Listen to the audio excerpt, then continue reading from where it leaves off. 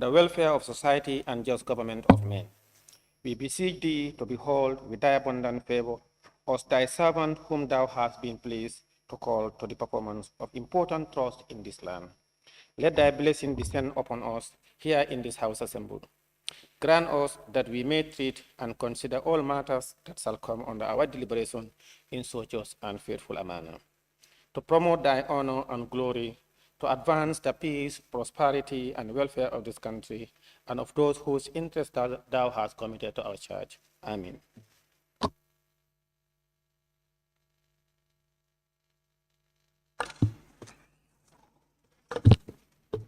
Correction and approval of records of votes and proceedings of the National Assembly sitting of Tuesday, 14 March 2023.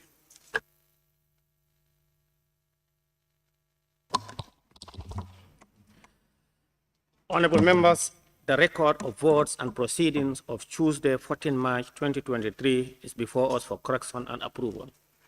Can any honorable member please move a motion for correction and approval of the said record of votes and proceedings? The member for Nyani.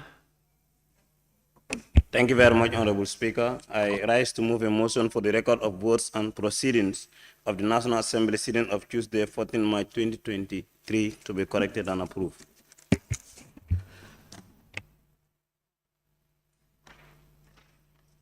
Any seconder? The member for Tumanna. Thank you, Honorable Speaker, for giving me the opportunity. I rise to second the motion. It has been moved and seconded that the record of votes and proceedings of the National Assembly sitting of Tuesday, 14 March 2023 be approved. Any issues or observation from honorable members, if honorable members may do so by rest of constituency type. We may begin with page by page, and we can start with page 1.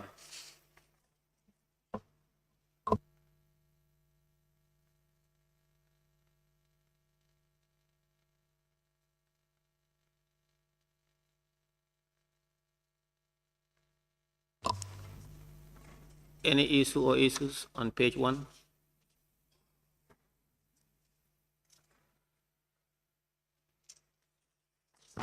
Can we move to page 2? Yes, the member for Sami. Thank you very much, Honorable Speaker. Page 2, number 14, Honorable Amadou Kamara. He was not present.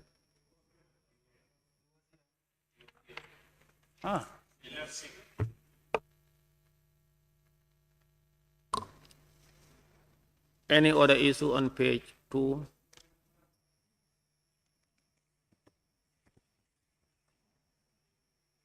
Any other issue on page 2? Can we move to page 3 then?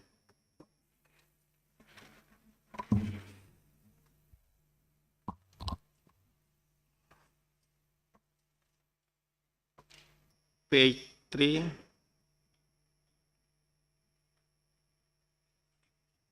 Page 4.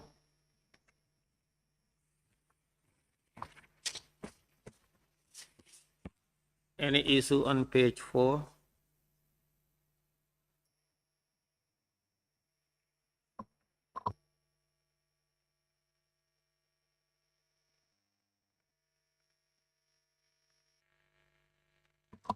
Page 5.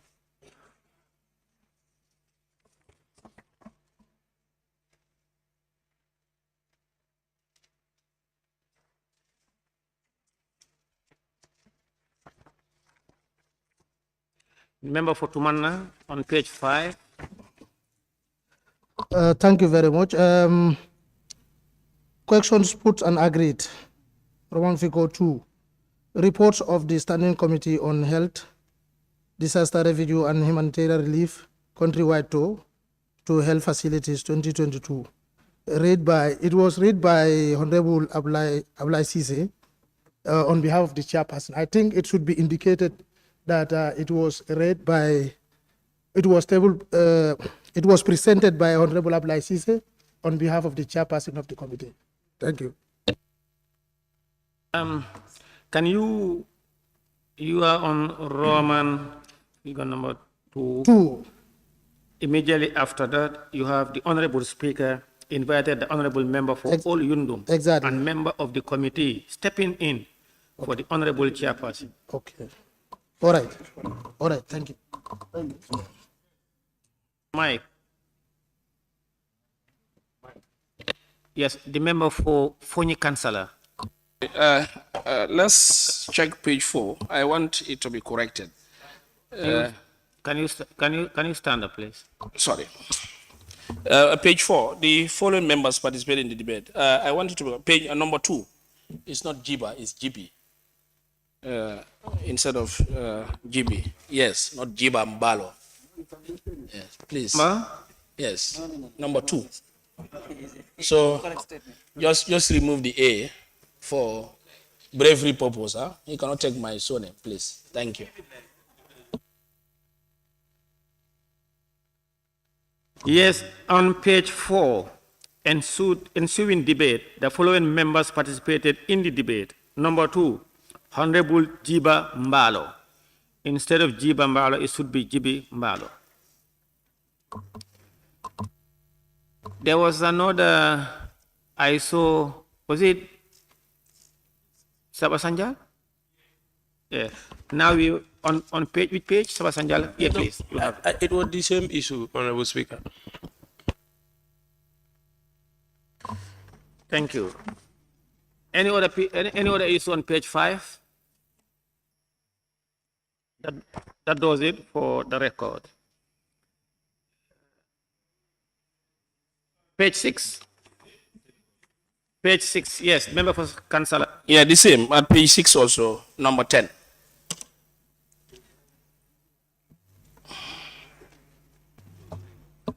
Number 10, page 6. Honorable Jiba Mbalo. I don't know. I'm not sure if he had changed. Maybe he must have seen the member for Councillor. Thank you. Instead of Honorable Jiba Mbalo, it should also read as Honorable Jibi Mbalo. Any other issue on page 6? Thank you very much. It appears that no further issues or issue. It has been moved and seconded that the record of votes and proceeding of the National Assembly sitting of Tuesday, 14 March 2023 be approved. With amendment. Those in favor, please say aye. Those not in favor, please say no. The ayes have it. It has been approved. Clerk?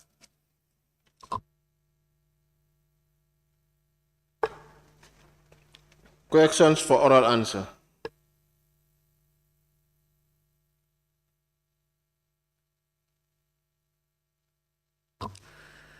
Honorable members, as per order paper and order 41.1 of the standing orders, today is question for oral answers.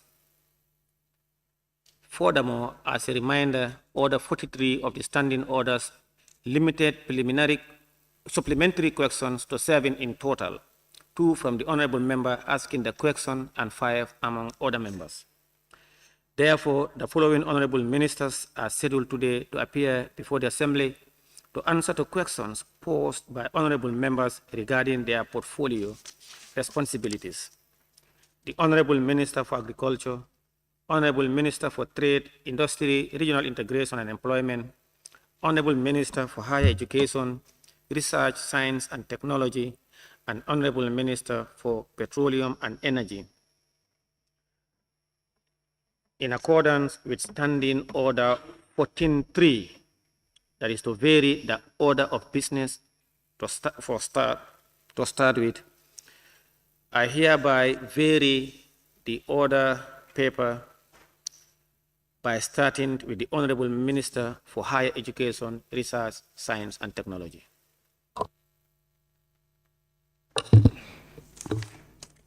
Questions for oral answer by the Honorable Minister for Higher Education, Research, Science and Technology.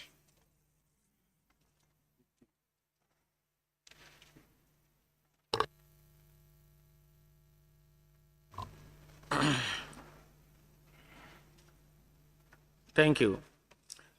Questions for which due notices were given to the Honorable Minister for Higher Education, Research, Science and Technology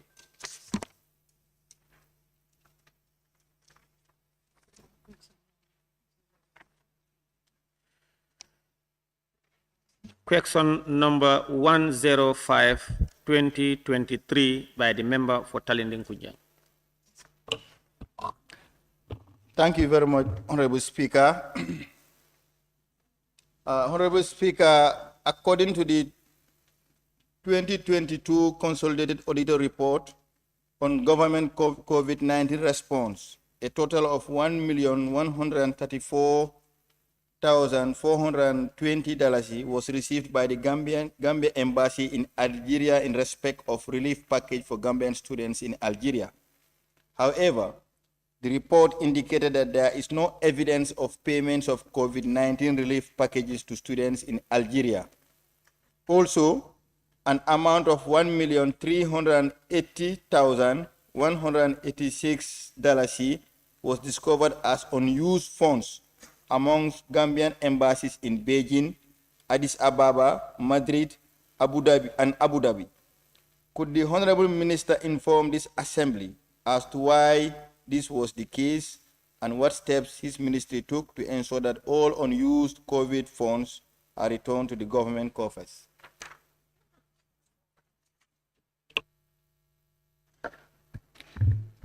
Honorable Speaker, please be informed that COVID-19 payments were facilitated by a task force that was established at the Ministry of Finance and Economic Affairs, in which my ministry had a representative. The task force could not identify all the targeted students.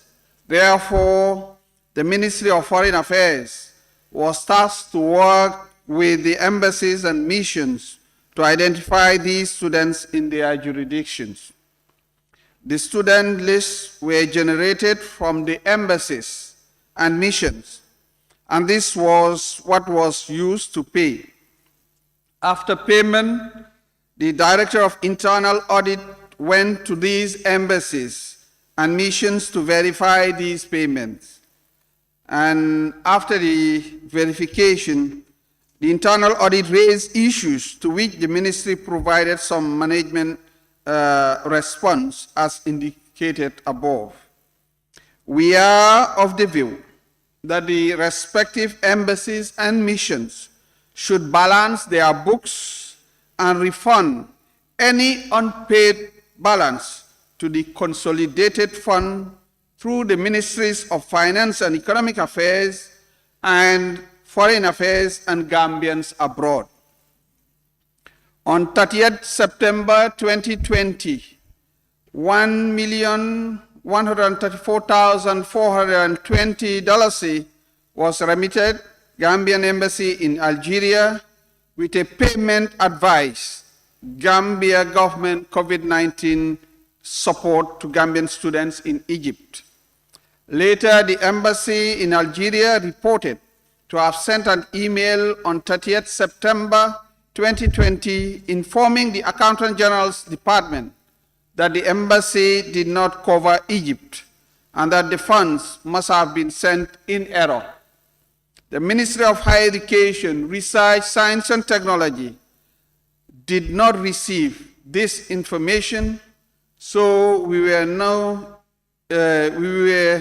in no position to clarify. Thank you. Member, any supplementary? No supplementary. Thank you. The member for Kiang West.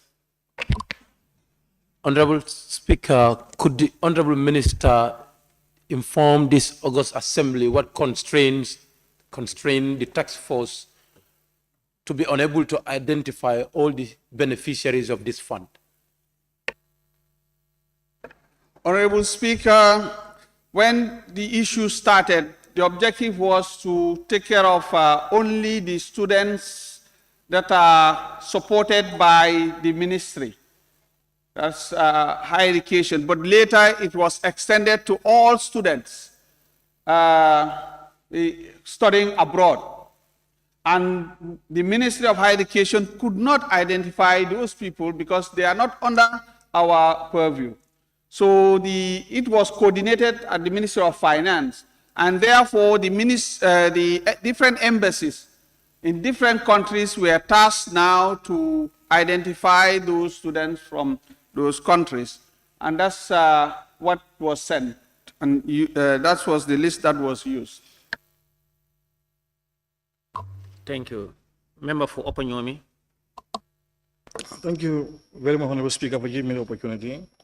Honorable Minister, the Honorable Member is saying that there is no evidence of payment of COVID-19 relief package to students in Nigeria, and also an amount of 1,380,186.8 budget was discovered as an unused fund among Gambian embassies in Beijing, Addis Ababa. Speak a bit louder, please. Addis Ababa, Madrid, and Abu Dhabi. Honorable Minister, did you authenticate whether this is really there, which is unused? Thank you. Honorable Speaker, we were not the one managing the finance. That is MOHAS.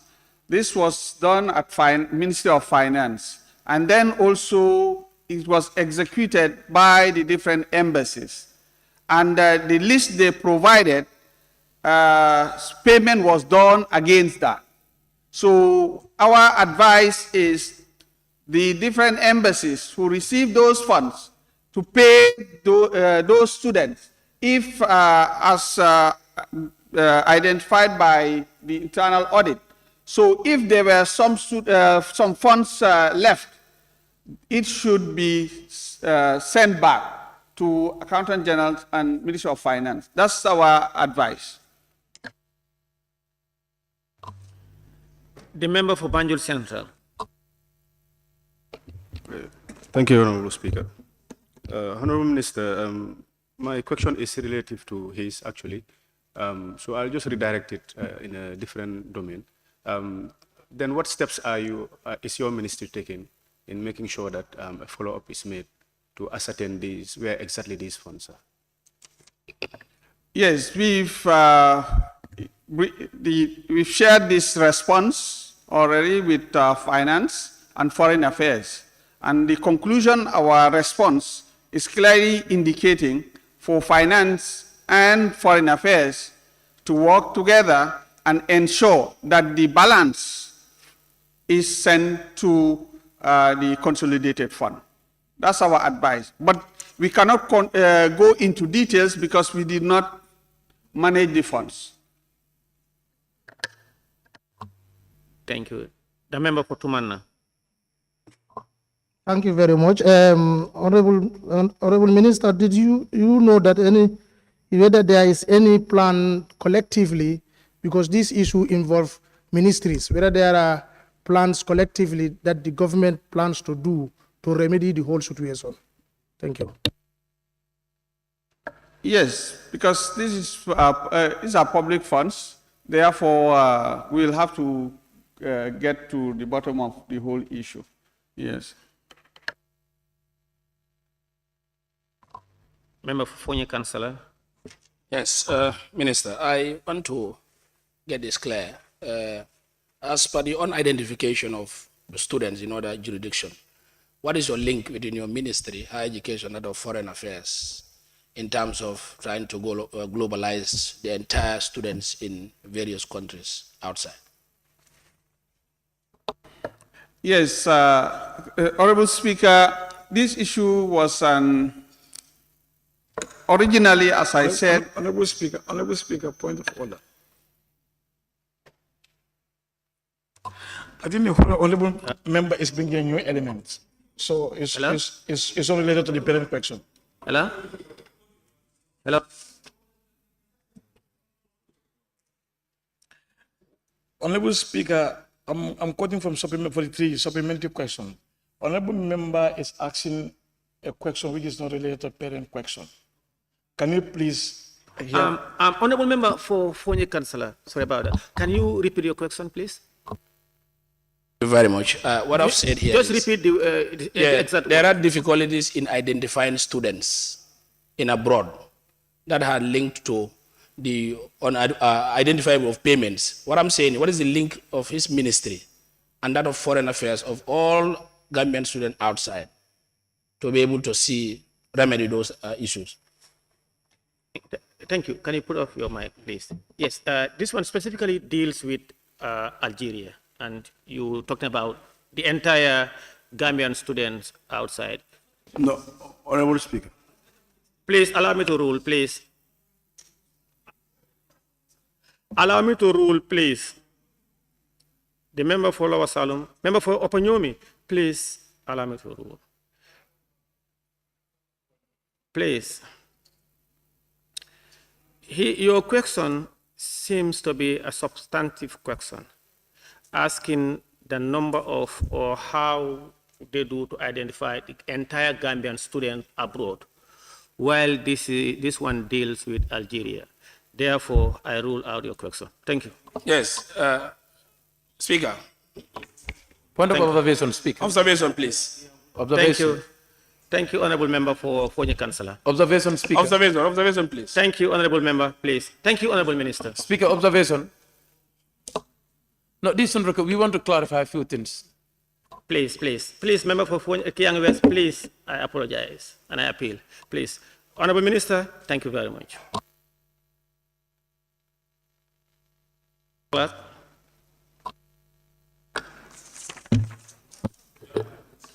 Questions for oral answer. Standing order 36 and 41. Honorable Minister for Agriculture. Honorable Minister.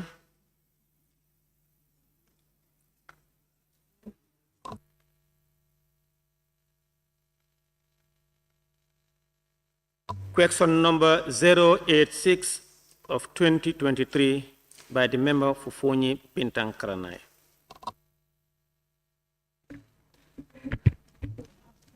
He authorized me to read his question in his behalf. Okay, go ahead. Thank you, Honorable. Honorable Speaker, could the Honorable Minister for Agriculture inform this August Assembly of his ministry plans to attain food self-sufficiency for the country? Thank you.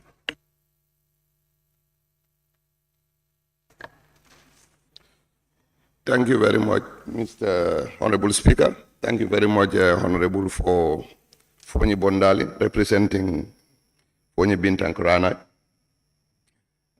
To attain food self-sufficiency, the government through the Ministry of Agriculture is modernizing and commercializing agricultural production. Example like cereals, rice and maize, and horticultural crops like onions and tomatoes, as enshrined in the following national policy documents: the National Development Plan 2023-2027, that's the NDP, the CIPRISA, which is the Continental Investment Plan for Rice Self-Sufficiency. There's the second generation investment plan, we call it GNAP2, that is the Gambia National Agricultural Investment Plan, and the Horticultural Sector Strategy 2020-2024. All these policies and strategic documents have been formulated to attain self-sufficiency. Using these documents to pursue the following objectives, that is, achieve a higher level of production and productivity, enhance higher level of expansion and development of the food industry subsector, achieve wider and more effective participation and representation of the subsistence farmer, that is the smallholder farmer. Achieving balanced development between the agricultural sector and other sectors of the economy, example, the manufacturing, hotel, tourism, and the tourism industry. To achieve these policies and strategic objectives, the Ministry of Agriculture is implementing several key projects. One of the main flagship projects being the Roots project. The project is being currently implemented in 39 districts and all 6 agricultural regions, reaching 40,000 households, over 320,000 beneficiaries nationwide. This project is supposed to do a whole lot of things to help us attain our food self-sufficiency drive. One of them is to consolidate 1,300 hectares of existing tidal irrigation schemes and develop 2,800 hectares of new irrigation schemes of existing agricultural lands in the CRR. Develop 200 hectares of new wet season valley water control cascaded dikes. And also develop 800 hectares of new micro-catchment runoff control dikes. Establish and strengthen water user management associations. These are the associations that, let's say, farmer associations. Upgrade 20 kilometers of causeways to access 800 hectares of rice-growing swampy areas. That is to improve access to the rice fields. Establishment of about 1,300 hectares of mangroves and 1,400 hectares of community forests. All these and a lot more are under the Roots project and under the regional rice value. This project is supposed to improve farmer income through livelihood, food and nutrition security, and also to contribute to poverty reduction through increased commercialization of rice in the Gambia. This project will focus on investing in enhancing rice production and productivity. This should be able to address our rice deficit. The project also is involved in the multiplication and dissemination of certified seeds. This includes the provision of climate-smart and high-yield varieties like the Nerica L19 sub-1 and also the Orilock 6. The project is also supports the National Seed Secretariat and also supports the National Research Institute, that is NARI, with 480 kilograms of breeder seeds to produce 7.5 metric tons of foundation seeds and 450 metric tons of certified seeds. And these seeds are of high variety and they are of improved quality so that they can resist, tolerate salty environment, and also they are of high yielding varieties. The project also supports seed trader association networks. It did by giving them 2,201 metric tons of fertilizer. And this is supposed to help increase the production of quality seeds, which should be able to reach about 30,000 farmers.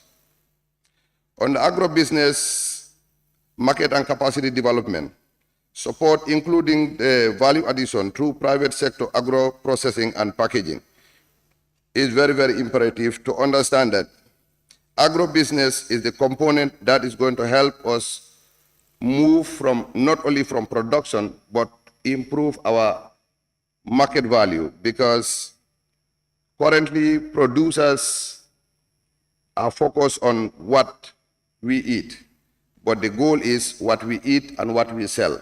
And the rice value chain is heavily involved in that value chain. The rehabilitation of Kamalo rice processing mill is part of their plans, and this state-owned has the capacity of 20,000 tons per annum, which will be managed under a PPP arrangement by the PPP unit of the Ministry of Finance. Information system and post-harvest practices.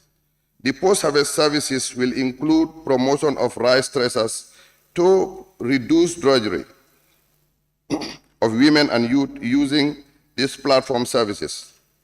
Currently, this project has delivered 5 power tillers, 2 combined harvesters, and 1 reaper and 1 leveler to 5 youth service centers. And these centers are in Kundam, in Kudang, Kuntarufula Kunda, and 1 around Damfa Kunda.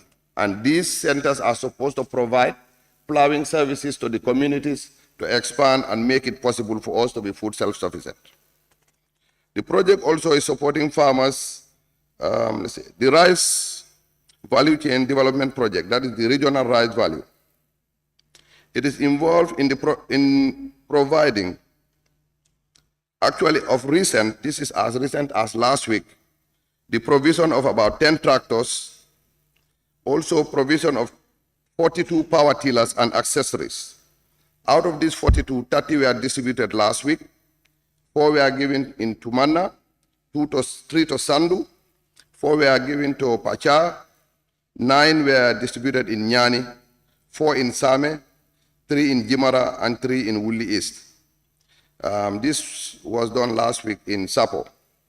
This project is also involved in tidal irrigation and also in land irrigation, 400 hectares at Lower Fuladu West in Pachar. Tidal irrigation, about 40 hectares in Nyani Wasu, 100 hectares in Tubakoto, and 40 hectares in Nyani Sukuta. The project is also involved in pump irrigation and about 200 hectares in Wuli Mambulu. This is a project that they are working on.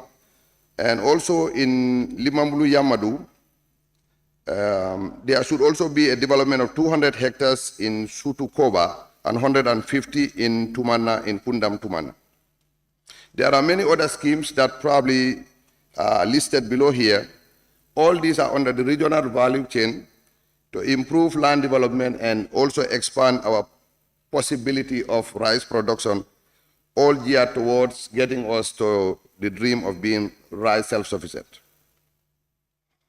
Under the Gambia Inclusive, that is the Giraffe project, the project development objective is to promote the development of inclusive resilience and competitive agricultural value chain, focusing on smallholder farmers and agro-businesses in project targeted areas. It will finance the following main interventions. Development and rehabilitation of 200 kilometers of feeder road. And these roads are supposed to be linked to the giraffe gardens so that there is access between the gardens and the markets. Also is supposed to develop fully equipped 20 women-led agro-business farms and 20 youth-led agro-business farms. And this, by farms, we mean gardens, each operating a 5 hectare, totaling 200 hectares and 100 for women, 100 for youth. Land has already been secured and soil studies is at its advanced stages. In resilience, all towards answering the question of what the ministry is doing towards food self-sufficiency.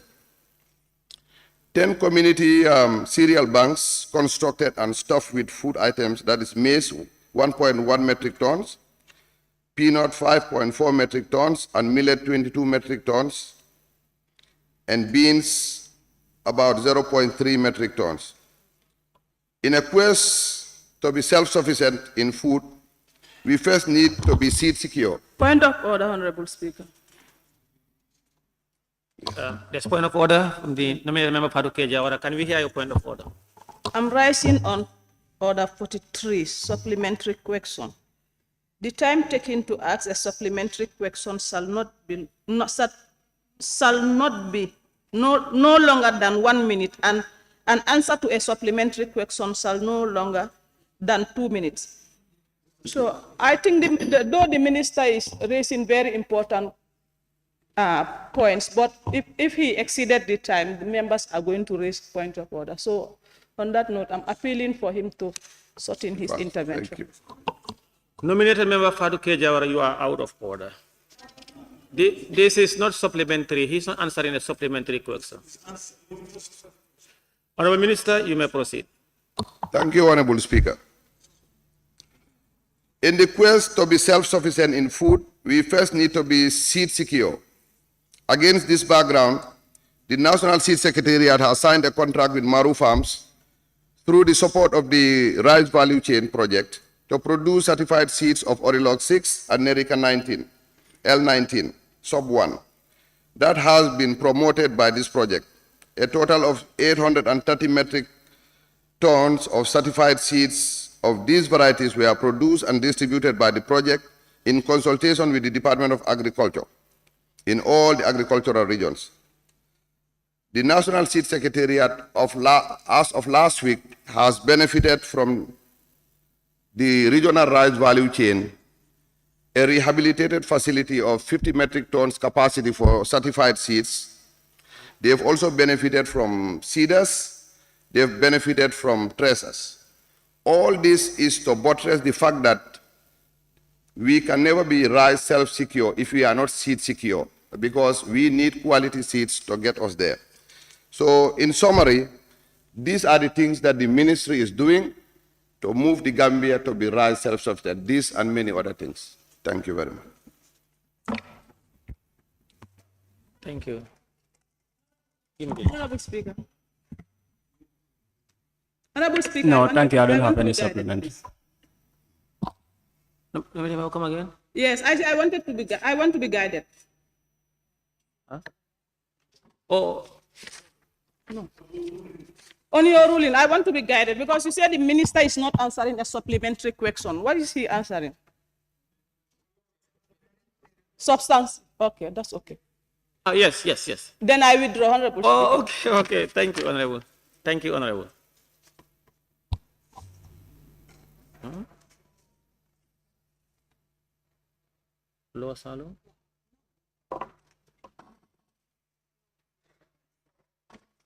The member for Lower Fuladu West. Thank you very much for giving me the chance to ask. Honorable Minister, the people of Lower Fuladu feel that these plans are not workable. Fuladu is a rice-growing environment where they used to have 2 seasons. Now they are struggling to even have that season. As I talk to you, farmers are so disparate. So the issue of food self-sufficiency, that plan needs to be revisited by Agri because it's not workable in Lower Fuladu. That is the Jakale Paja project. Thank you. No, to refreeze point of order. To revisit the plan. Yes. Honorable member, he's not answering. The question is food self-sufficiency throughout the country. He might have answered that could probably have some areas with your constituency or so, and he may not be able to answer what is happening in each village or in each constituency. So, so it's your question, please. No, if I'm to be quoted right, this is a plan he's telling what the ministry have in achieving the food sufficiency. Now I'm telling you, in my own constituency, this plan he have just tell us. This is what I'm telling him. Could he have a better plan? Because this plan, we used to have 2 seasons in Lower Fuladu. Now we are even struggling to have that season. Farmers are crying now.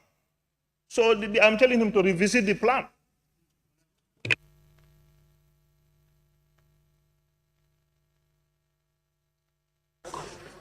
Yes, thank you. The honorable member for Lower Fuladu, I'm so, not only him, but all of us will note your opinion. Thank you. Thank you. The member for Lower Salum. Thank you, Honorable Speaker. Honorable Minister, what is the duration of the roots? In your submission, you called the roots project. What is the duration of the roots projects? And there is any project for land development? And already in Nyantanle, there is a land development which is unfinished. And now you are bringing another Nyani and other places. Why don't you finish this one first before going to another one?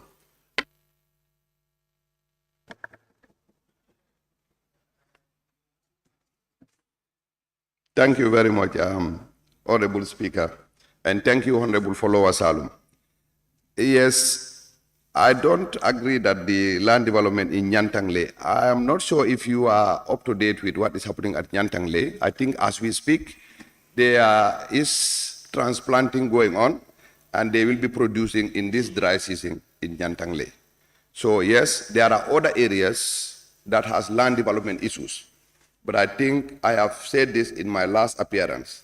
Part of our new policy is we must redo the lands that were touched first before we will redo any new land development. So part of the hectarage that you hear me pronounce will include areas, for example, Kose Martenda, Damfakunda, and all those areas that were touched by the ABCDP project, and the land development wasn't satisfactory. The policy is to redo those new lands before we touch any new land. But yes, Nyantangle should be at the stage of transplanting for dry season production. Thank you. Nominated member Kebalang Fofana. Thank you, Honorable Speaker. I want to thank the Honorable Minister for ably answering the question. Honorable Speaker, can the Honorable Minister tell the August Assembly the anticipated quantifiable yield from the various sites he listed, noting any gap towards food self-sufficiency, with a verifiable time frame to indicate when do we actually expect the Gambia to be food self-sufficient? Thank you.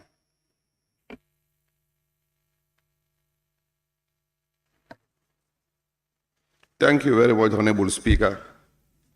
If I get the question right, I'm not sure if I understood it, but the last portion you asked is when is the Gambia expected to be food self-sufficient? Please, I think it would be great if you read. Thank you. What I'm saying is the policy is very good, but listening keenly, we've had the hectarage, but the anticipated yield, that is the targeted returns from those yields, we are not set. So we want to know, like, what is the anticipated yield from those hectares we are talking about? If at all there are any gaps between what we anticipate to harvest and what is the demand in the market, can we know those gaps? And in actual terms, when do we expect the Gambia to be food self-sufficient? Those are the components to the question. Thank you. Honorable Minister, nominated member, I think his question is, when is the Gambia expected to attain full self-sufficiency? Nominated member, you are, am I right?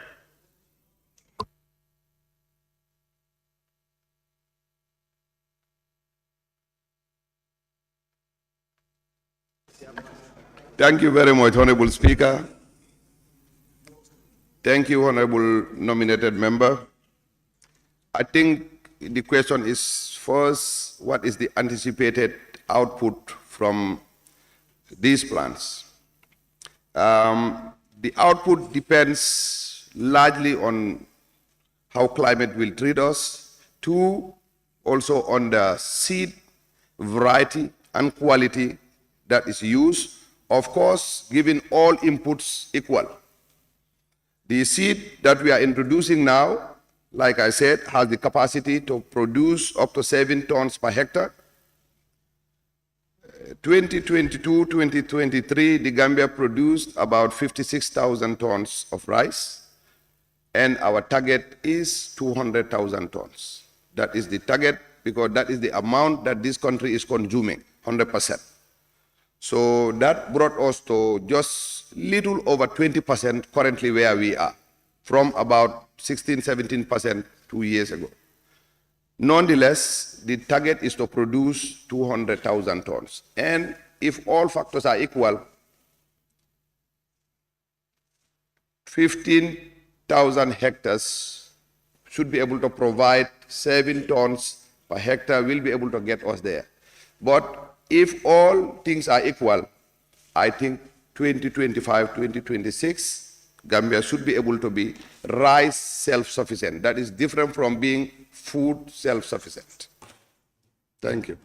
Thank you, Honorable Minister. Member for Brikama South.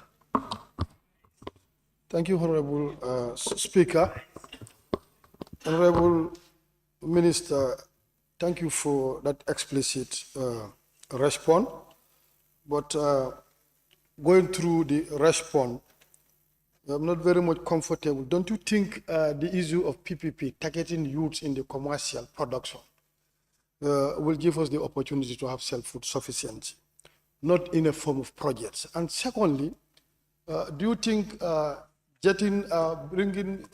contracting loan on behalf of the Gambia and giving to a project will really help us to attain? One question only. Honorable? No. Honorable member? No. No. His first question. To be honest, I think he has buried his first question in the second one, so I really missed that. So I would be happy if you can just ask one question at a time. Yes, I get it clear. The Honorable member for Brikama, please ask your first question. Okay, my first question is, I just want to ask whether, providing PPP targeting youth in the commercial agriculture will really provide us the self-food sufficiency. Do you agree with that? Thank you, Honorable Speaker, and thank you, Member for Brikama South. Yes, I agree with you that involving youths in commercial agriculture is the way to go, and in fact, I think is the only way to go. And I think that explains why I said earlier that part of the material that the rice value chain provided to these 5 youth centers that I mentioned earlier, I think that is part of the plan. And also talks are already ongoing for the possibility of establishing or piloting what we call youth farms. I've been to Rwanda, I've seen this thing, it worked there, and it worked very well in some East African countries. So it's something that is in the plans, but I agree with you that youth are a key part of our drive to food self-sufficiency. Thank you. Member for Joshua. Thank you very much, Honorable Speaker. Honorable Minister, I heard in your response, spoke about the Kamalo plant. Is it currently owned by a government or it is still on a private? Thank you very much, Honorable Speaker. Thank you, Honorable for Joshua. The Kamalo plant, like I said, is owned jointly by the Social Security, the ports, and I'm sure there is another stakeholder, but it is not owned privately. It is owned by different government entities. It is not owned by one government entity. So our role is, with the project, is to work with those entities to rehabilitate it because it has the capacity to process up to 20,000 tons of rice. But yes, it is owned by government, but not by one government entity. Thank you. Thank you.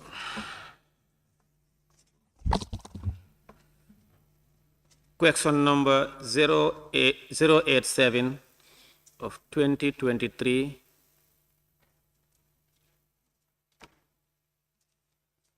By the Honorable Member for Fonyi Brevet. Thank you very much, Speaker. The Honorable Member. By the Member for Fonyi Brevet. Yes, he informed me to step on her behalf.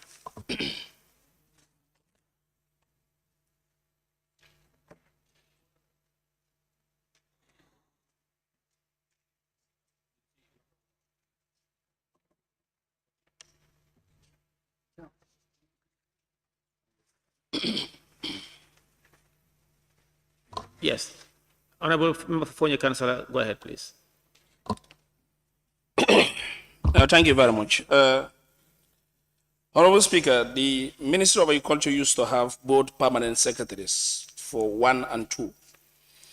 Could the Honorable Minister for Agriculture tell this August Assembly why the ministry is still having only 1 permanent secretary? And is his ministry considering establishing both permanent secretaries to ensure that one is well grounded in livestock matters? Thank you.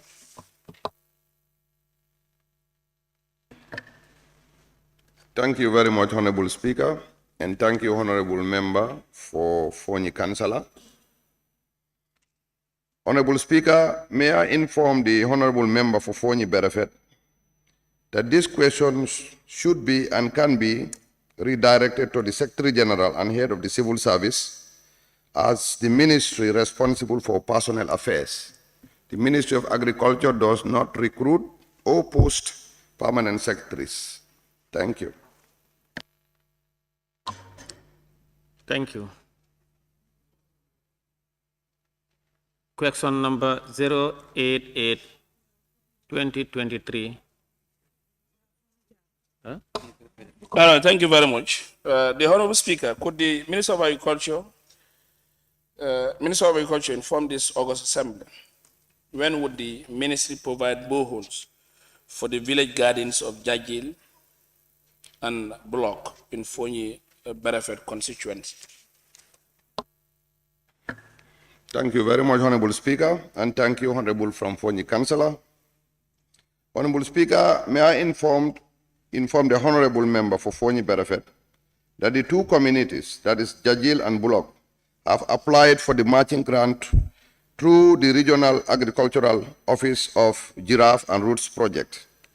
Screening and shortlisting is in progress at the CPCU, and we hope they will meet the criteria and qualify. In the meantime, our services, our new policy is demand-driven. I will encourage that they continue to write to the Department of Agriculture through the regional office in West Coast for possible assistance. Thank you. Any supplementary? Yeah.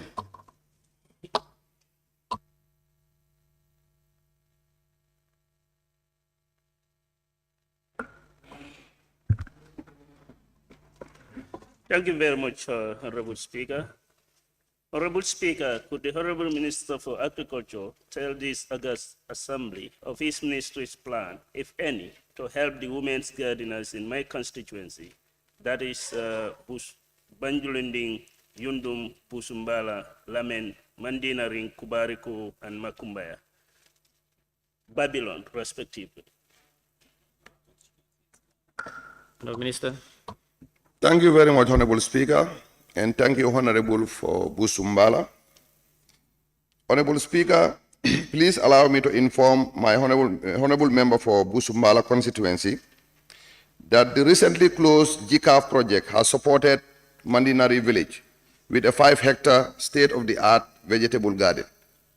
However, for the remaining villages, I will recommend my honorable member for Busumbala to advise the remaining villages to liaise with the existing projects and Department of Agriculture. As to our support is now based on demand-driven approach. So in summary, it's still the same. It's to advise them to write to the Department of Agriculture or the projects, that is Roots project and the Giraffe project, which there was a window to apply for matching grants regarding gardens. I will still encourage you to liaise with the communities to contact the Department of Agriculture for possible assistance. Thank you, Honorable. Any supplementary? Honorable Member? Member for Sami. Thank you very much, Honorable Speaker. Honorable Minister, what criteria did the ministry use to allocate, garden to women in certain communities?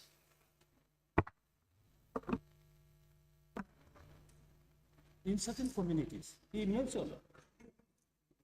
Please, put your mic off, please. Your mic is on. Now, honorable member, the question is in Busumbala constituency. Okay. No, certain community.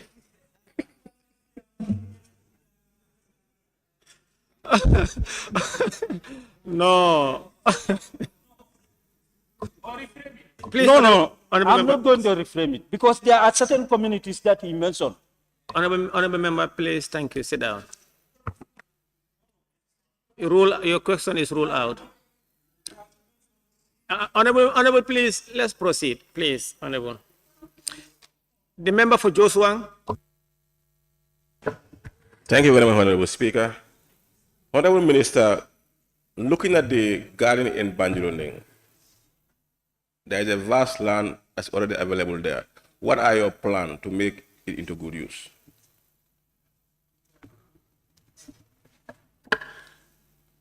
Thank you very much, Honorable Speaker. If I had your question right, you said there is a vast land at the Banjuludin garden that is not being put to use. Thank you. I think the garden is a community garden, and it is the community we expect to utilize the garden. However, mainly we know it is the women that are engaged in vegetable production, especially in Banjulunding area. I think I will liaise with our Department of Agriculture I'm sure they will talk to our regional office in West Coast to find out why the land is not completely put to use. And once that is identified, we will work out a plan, whether it is a fence issue, a water issue, whatever it is, the department will advise. Thank you. Honorable Minister, if you don't mind, I can give you... Honorable, please. Member for Fonye Councillor.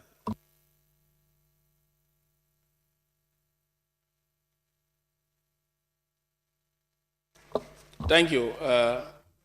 Honorable Minister, can we be guided in terms of writing to the Department of Agriculture, either giraffe? What do you think must be basic criteria of getting assistance of those gardens? Within the communities mentioned. Honorable member for... Now, can you hear my question clearly, please? I heard you clearly. I said, can we be guided? No, it's okay. Thank you. I heard you clearly. No, the minister said we write. We want to be guided in writing to those Please, communities. Honorable, Yes. please, I appeal. Sit down, please. Is that all? Your question is ruled out. Member for Fonyi Jarol. Thank you for giving me the floor.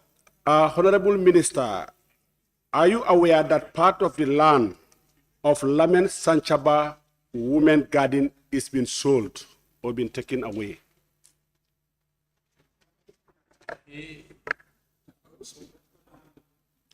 Thank you, Honorable Speaker. Thank you, Honorable Fofoni Jarol. Point of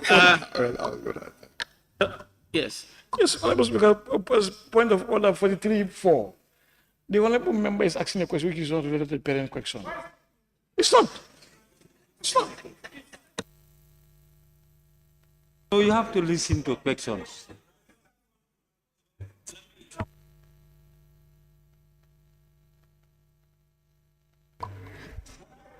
No, your question is ruled out.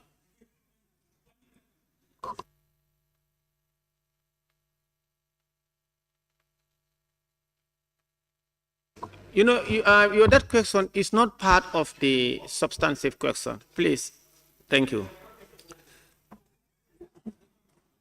Huh? Yes, thank you. Question number 090 of 2023 by the member for Lower Salum. Thank you, Honorable Speaker. The purpose of asking question, the purpose is defeated. Honorable Speaker, could the Honorable Minister for Agriculture update this August Assembly on the level of implementations of Roots project, especially cold store in Lower Salem constituency for the women couples, and what should be their counterpart contributions to the project?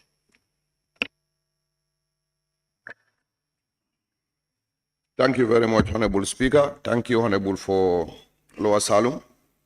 Honorable Speaker, may I inform the Honorable Member for Lower Salem constituency that the Roots project is behind schedule, primarily because of failure of donors so far to make the funds they pledged available in full. Through the project, although the project is making good progress, despite that challenge, with its limited funds available, this includes the 3 cold storage facilities in question. The cold store in Kaur will be completed in April. The beneficiaries are expected to contribute 20% of the total cost of the $2.8 million. The 20% includes the value of the land provided. Honorable Speaker, may I also inform the Honorable Member that his people are very much on top of the issue relating to these cold storage facilities. Thus, I would like to refer him to Hiwal Marketing Federation, the beneficiary in his constituency, for further information. But just to add to that, regarding these cold storage facilities and 20% co-pay for beneficiaries, which has proven to be a major stumbling block in the progress of certain projects in Roots. About a month or so ago, I and my team, we were in Rome, Italy. We had a meeting with IFAD. And one of the main things that was put on the desk is to request for early midterm. And in the early midterm is where we can make substantial changes in project documents. And one of the changes we have requested and intend to pursue is to reduce the 20% beneficiary copay, because it has proven very hectic to our local communities. So just to inform you, we are fully aware of those challenges and we are pursuing them, and hopefully during the midterm, we will be able to make these substantial changes in the project document. Thank you. Thank you, Honorable Speaker and Honorable Minister. So essentially, the project is failed. Honorable Speaker, on his submission, he says the counterpart is 20%. What I'm putting to the minister is 25%. That's equivalent to $525,000 that women should pay for that cold store. And today, the way the cold store is, and it should be integrated in November 2022, and now he said April. What's the cost of that? Thank you very much, Honorable Speaker, and thank you, Honorable Follow Asylum. I think the cause of the delay has been explained in my first paragraph when I was reading the answers. That the cause of delay in execution of Roots project has a lot more to do with the availability of the funds from the donors. May I just take this opportunity to explain briefly to you that the flagship Roots project that you hear about 80 million, in reality, it is definitely not anywhere close to that. We are in the almost 2.5 years into this, almost 2 years. What has been disbursed by the donors last year was 5 million. And before that was less than that. So overall, the total number of funds disbursed to Roots are still less than 10 million, thereabout US dollars. So it's an issue of funds being available. The working plan that was delivered by the Roots team this year, it's about 15 million US dollars. But we are pretty sure that the disbursement is almost always less than what their work plan is. And this has led to this delay. But yes, it's not only peculiar to Kaur cold storage, it is to all the 3 cold storage. We are aware of that, and the project is doing its best to make sure the cold storage facility is finished by April. Thank you. Any further questions? Thank you, Honorable Speaker. You mean actually it's not $80 million project. Now, can you briefly tell us this August Assembly, what's the actual figure of this project?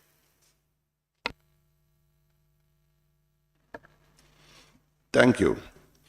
I think when we say 80 million, these were pledges.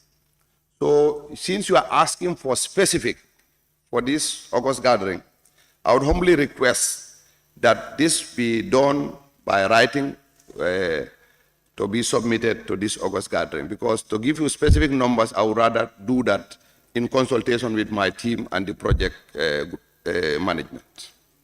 Thank you.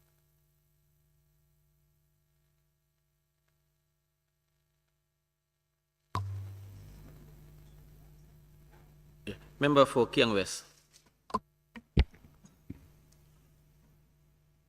Honorable Minister, don't you think all the other projects concerning route would fail if they depend on the loans?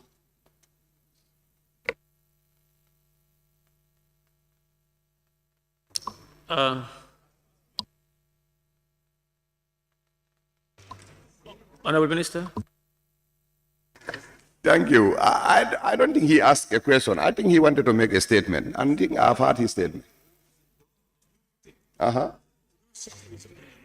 Well, then you want me to say what I think? You're asking for opinion. Huh?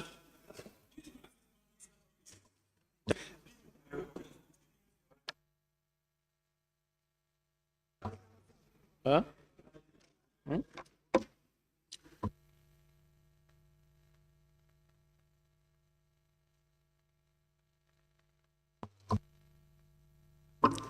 Thank you so much, Honorable Speaker. Honorable Minister, are we still...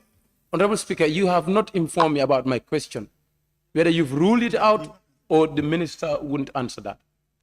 Yes, rule out. All right. Thank you. No, that's fine. We are dealing with The member for Brikama South. Honorable Minister, the Roots project has a funding gap of 20 million. What are you doing as a government to recover that? And are you also, is the project also phasing out in 2026? Ask two One questions. question. Honorable member for Brikama South. One question, please. Mr. Answer his first question. Thank you very much, Honorable Speaker, and thank you, Honorable Member for Brikama South. I think the first question said, Roots project has a funding gap of 20 million, and what is the ministry doing or the government to fill the gap? A very good question, thank you. First, we went to Rome to discuss this funding gap, and replenishment 12 is supposed to help fill part of the gap, and also the pledges that were made, because IFAD is managing this fund. They are not the sole donors to this project, and they are not the only people who pledge. So funds like the Jeff Fund and the other funds, since IFAD is the people managing the funds, we've vigorously asked them to pursue those who made the pledges. And they've promised to revitalize their relationship with Jeff Fund and other funders so that this gap can be filled. But even for IFAD itself, it is supposed to put in about $9 million from what we call replenishment 12. That is every year, the entire world pledges, is called, and that of last year was called replenishment 12. So they're supposed to get an amount from that replenishment for our funding gap. So that and many other things are what we are currently pursuing to fill the funding gap for Roots project. Thank you. Thank you. Member for Joshua. Thank you very much, Honorable Speaker. Honorable Minister, you spoke about delay in receiving funds. I say you spoke about delay in receiving funds. My question is it from your end that you are not meeting their targets for funds to be disbursed, or what's the problem?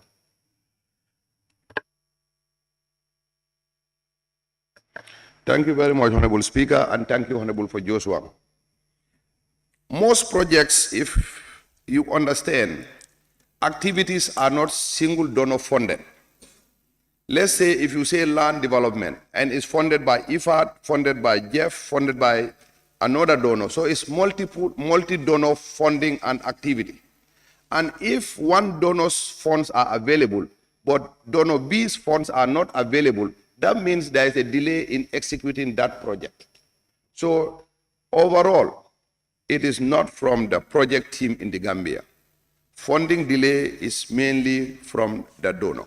We have not had any issues locally to be responsible for the delay in funds. We've identified the issues to be related to multiple donor funding a project, and we've learned this in even our regional rice value, and we're trying to decouple multiple donors in a single activity.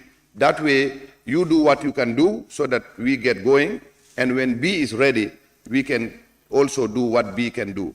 That has been a challenge in the project designs, and I think it's a learning curve for us, but that is what is responsible for the delay. Thank you. Nominated member Kebalang Fofana. Thank you, Honorable Speaker. I will withdraw my question. It's already been asked by Honorable Joshua. So, thank you. Thank you very much. Member for Lower Badibu. Thank you very much, Honorable Speaker. Thank you very much, Honorable Minister. Honorable Minister, don't you think if the good amount of money which is available to the Roots is being spent on flashy cars, concerning the, don't you think the project will achieve its aim? considering the meager resources at their disposal? Thank you.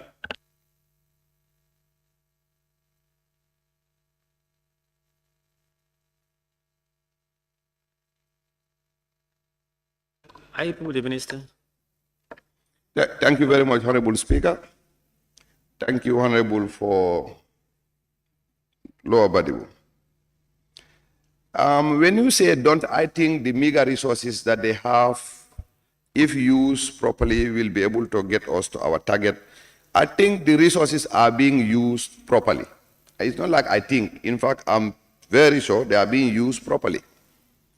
And they are not enough to get us to our goal because the project design was based on a certain amount. And if that amount is not available, let's say if you say you want our goal to develop 1,300 hectares of land and so on and so forth. But that was based on an amount. So if the funding is not forthcoming and you think that meager resource will get us to our goal, I don't think so. Thank you. Thank you. Question number 091 of 2023 by the member for Lower Salon. Thank you, Honorable Speaker. Honorable Speaker, could the Honorable Minister for Agriculture? Honorable member, can you please pick up a bit loud so that for Hansard? Okay, thank you. Honorable Speaker, could the Honorable Minister for Agriculture inform this August Assembly the reasons for the higher cost of cooking oil when there is an oil processing plant at GGC? Thank you very much, Honorable Speaker, and thank you, Honorable, for Lower Salum. Honorable Speaker, may I inform the Honorable Member for Lower Salum constituency that it is true that the GGC has processing plants. The processing plants currently GGC has are one, the selling plant, and also the crossing plant. The crossing plant presses the peanuts or groundnuts to generate crude oil and groundnut cake for animal feed. Therefore, the oil they currently gets from the groundnut is in its crude form with impurities, which cannot be consumed due to its health implications. The crude is therefore exported to companies that has refinery capacities.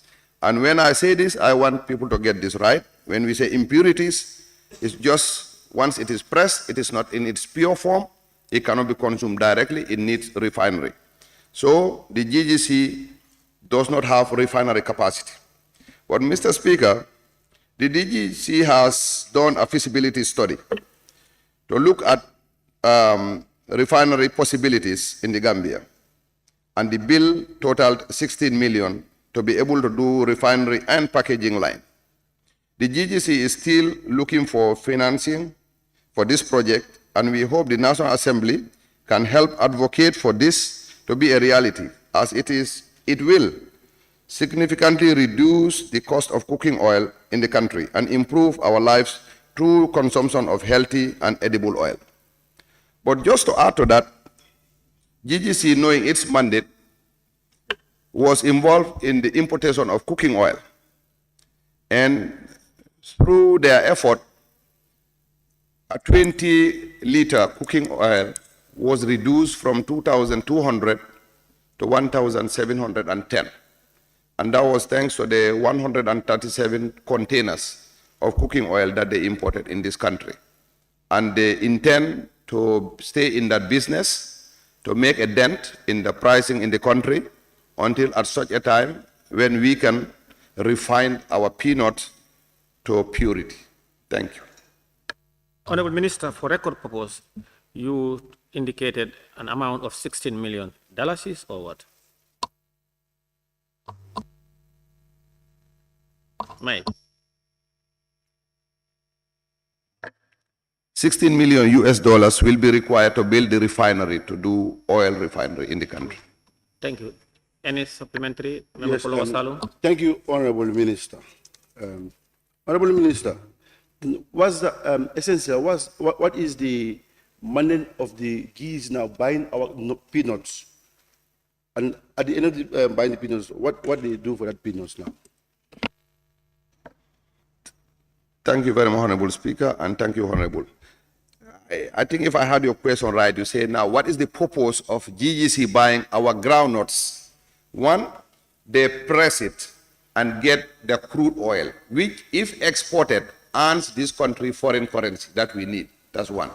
Two, once the nuts are pressed, the product is the cake, which is an essential component of our animal feed, which is direly needed in our small ruminant industry.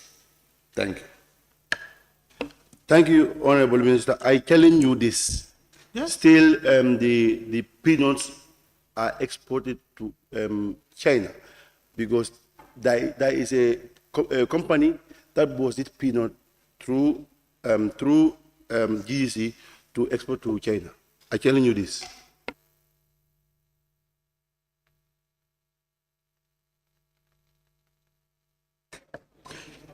Thank you very much, Honorable Speaker. I think I want to make it very clear to the Honorable Member. In fact, China is not a market that the Gambian groundnut goes to. So just for the record, for the purpose of the records, our groundnut does not go to China, 100%. We do not access the Chinese market. Our peanuts don't go directly from Gambia to China. They may go to any other third country, but we are not accessing the Chinese market, for the records. Thank you. Nominated Member Kebalang Fofana. Honorable Speaker, thank you. I think this is very, very important. We are saying we need to move the Gambia to a productive base. So I'll be brief with my question. Since the feasibility study was done and the target value is known, what is the ministry doing currently to ensure that we have this processing plant? Thank you very much, Honorable Speaker. Thank you, Honorable Nominated Member. I think first, the GGC is talking with several private individuals or companies that have the capacity and the interest in this industry. And one of them is a South African company that was at my office. And we are discussing with private operators to go into a PPP with GGC to be able to actualize this. But as a ministry, given the budget constraint for which all of you are aware, $16 million does not exist under the budget of the Ministry of Agriculture or an institution like the GGC. So the ministry and the GGC are vigorously looking for private players in this field to go into a PPP with. Thank you. Member for Fonyi Bintang Karanai. Thank you so very much, Honorable Speaker.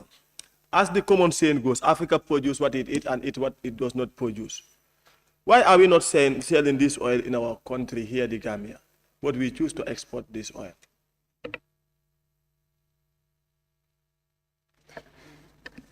Thank you, Honorable Speaker. Thank you, Honorable, for Fonyi Bintang. I don't know if I will just repeat what I said, because I say we don't have refinery capacity.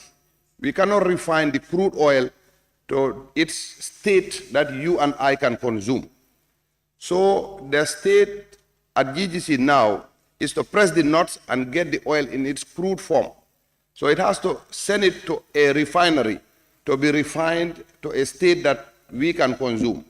The cake goes to animal feed. We wish we can sell it to in the market, but in its current state, it is not edible. Thank you. Member for Fonyi Councillor.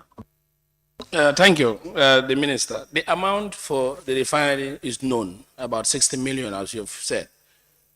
Do you have any plan that next year you will include it in the budget for us to see how best it is incorporated? Can you listen, please? Are you the Minister? Are you okay? Please. Thank you, Honorable Speaker, and thank you, Honorable, for Fonyi Councillor.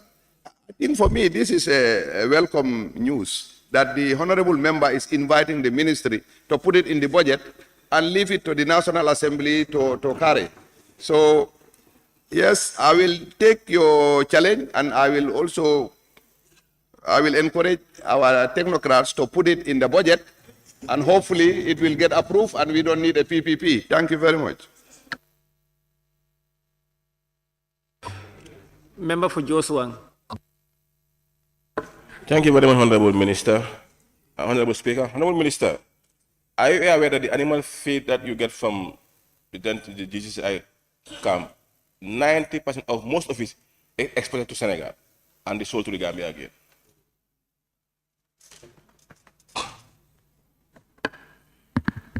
Thank you, Honorable Speaker, and thank you, Honorable Joshua, Honorable Member for Joshua. No, I've not been aware that most of it gets sent to Senegal. However, I will engage my team to find out if most of it gets sent to Senegal and why it gets sent to Senegal, and then we'll devise a plan to make sure Gambia first. Thank you. Thank you. Question number 092 of 2023 by the member for Upper Salom. And I've been informed that he authorized the member for Nyani to read on his behalf. Thank you very much, Honorable Speaker, for giving me the floor. I'm here to read the question on behalf of the member for Upper Salom. Honorable Speaker, reports have shown that the Krafi Farms, a privately owned farm in the Combos, can supply onions and potatoes to the Gambia population for almost 6 months in the year. Would the Honorable Minister for Agriculture confirm to this August Assembly if government plans to create farms through a public-private partnership to reduce agricultural food importations?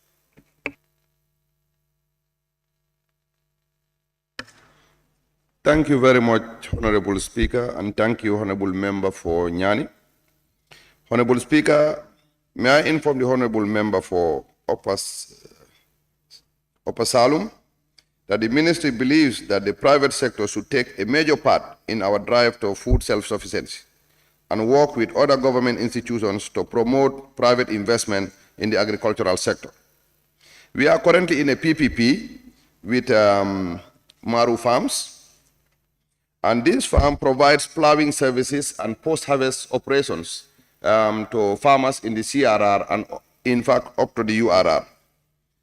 As we speak, plans are advanced to engage a Q group that intend to put over 1,000 hectares under cultivation. And this group is also going to go under a PPP arrangement with the Ministry of Agriculture and the government.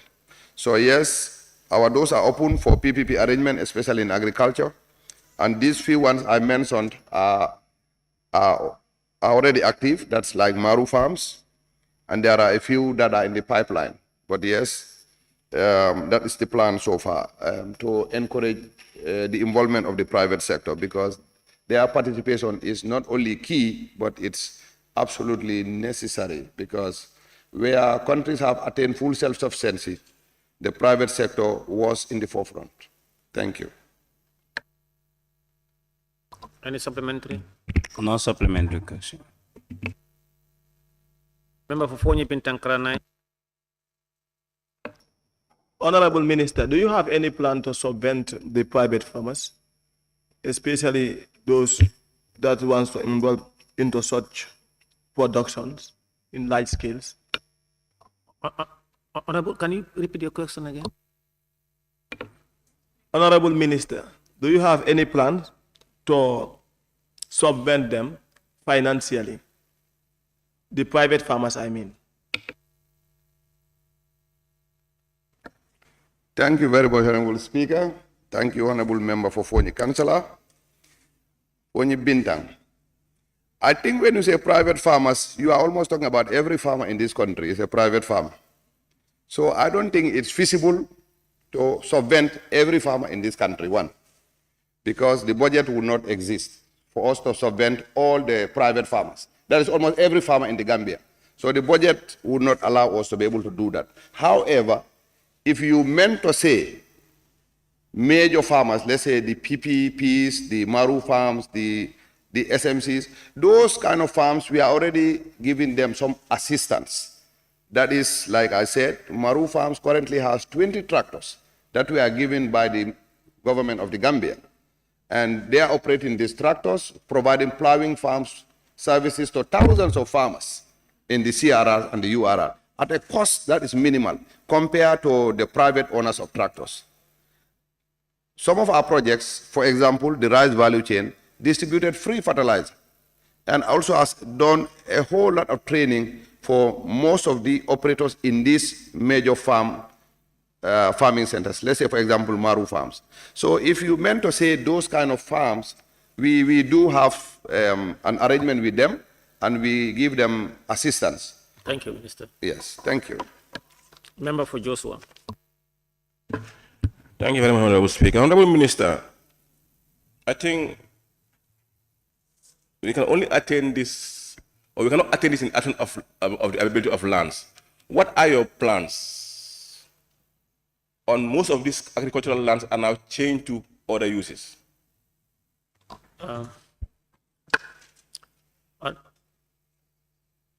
Member? No. Rule out.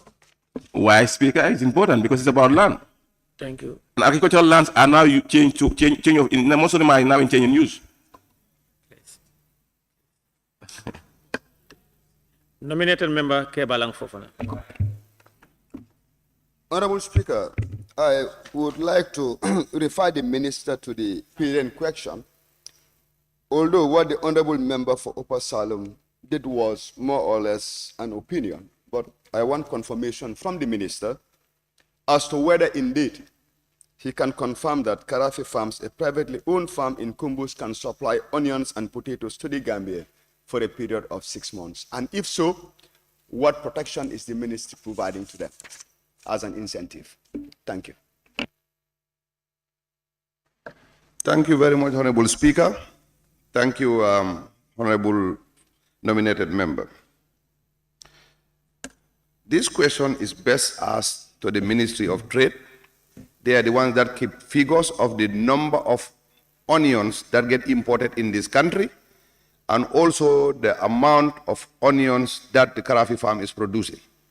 The last time I got informed is they are producing nearly 2,000 tons, which this country, as of the last record I have, is importing about 12,500 tons. So that is less than 20%. It's just about 15% of the onion consumption in this country. So if it represents 15% of the onions we consume, obviously it cannot supply the country for 6 months. But nonetheless, I think substantively, this data is housed at the Ministry of Trade, and they will have a more up-to-date and better answer. Thank you. Any other supplementary?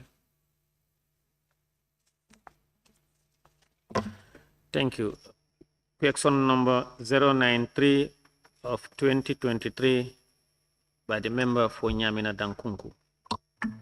Thank you, Honorable Speaker. Honorable Speaker, the NEMA project under the Ministry of Agriculture phased out, leaving most vegetable garden incomplete across the country. Could the Honorable Minister for Agriculture explain to this August Assembly what plan does his ministry have to complete one of this NEMA garden project in the Jisadi village in Nyamina Dankunku constituency, to be specific? Thank you. Thank you very much, Honorable Speaker, and thank you, Honorable Member for Nyamina Dankungu. Honorable Speaker, may I inform the Honorable Member for Nyamina Dankungu constituency that the Roots project has come to build on the gains of the NEMA project and is to complete the incomplete gardens left by the NEMA project. I therefore advise my Honorable Member for Nyamina Dankungu to link with the Roots project coordinator in Central River region for further information regarding what is the project's plan for specifically that garden he's talking about in Jisadi village. Thank you.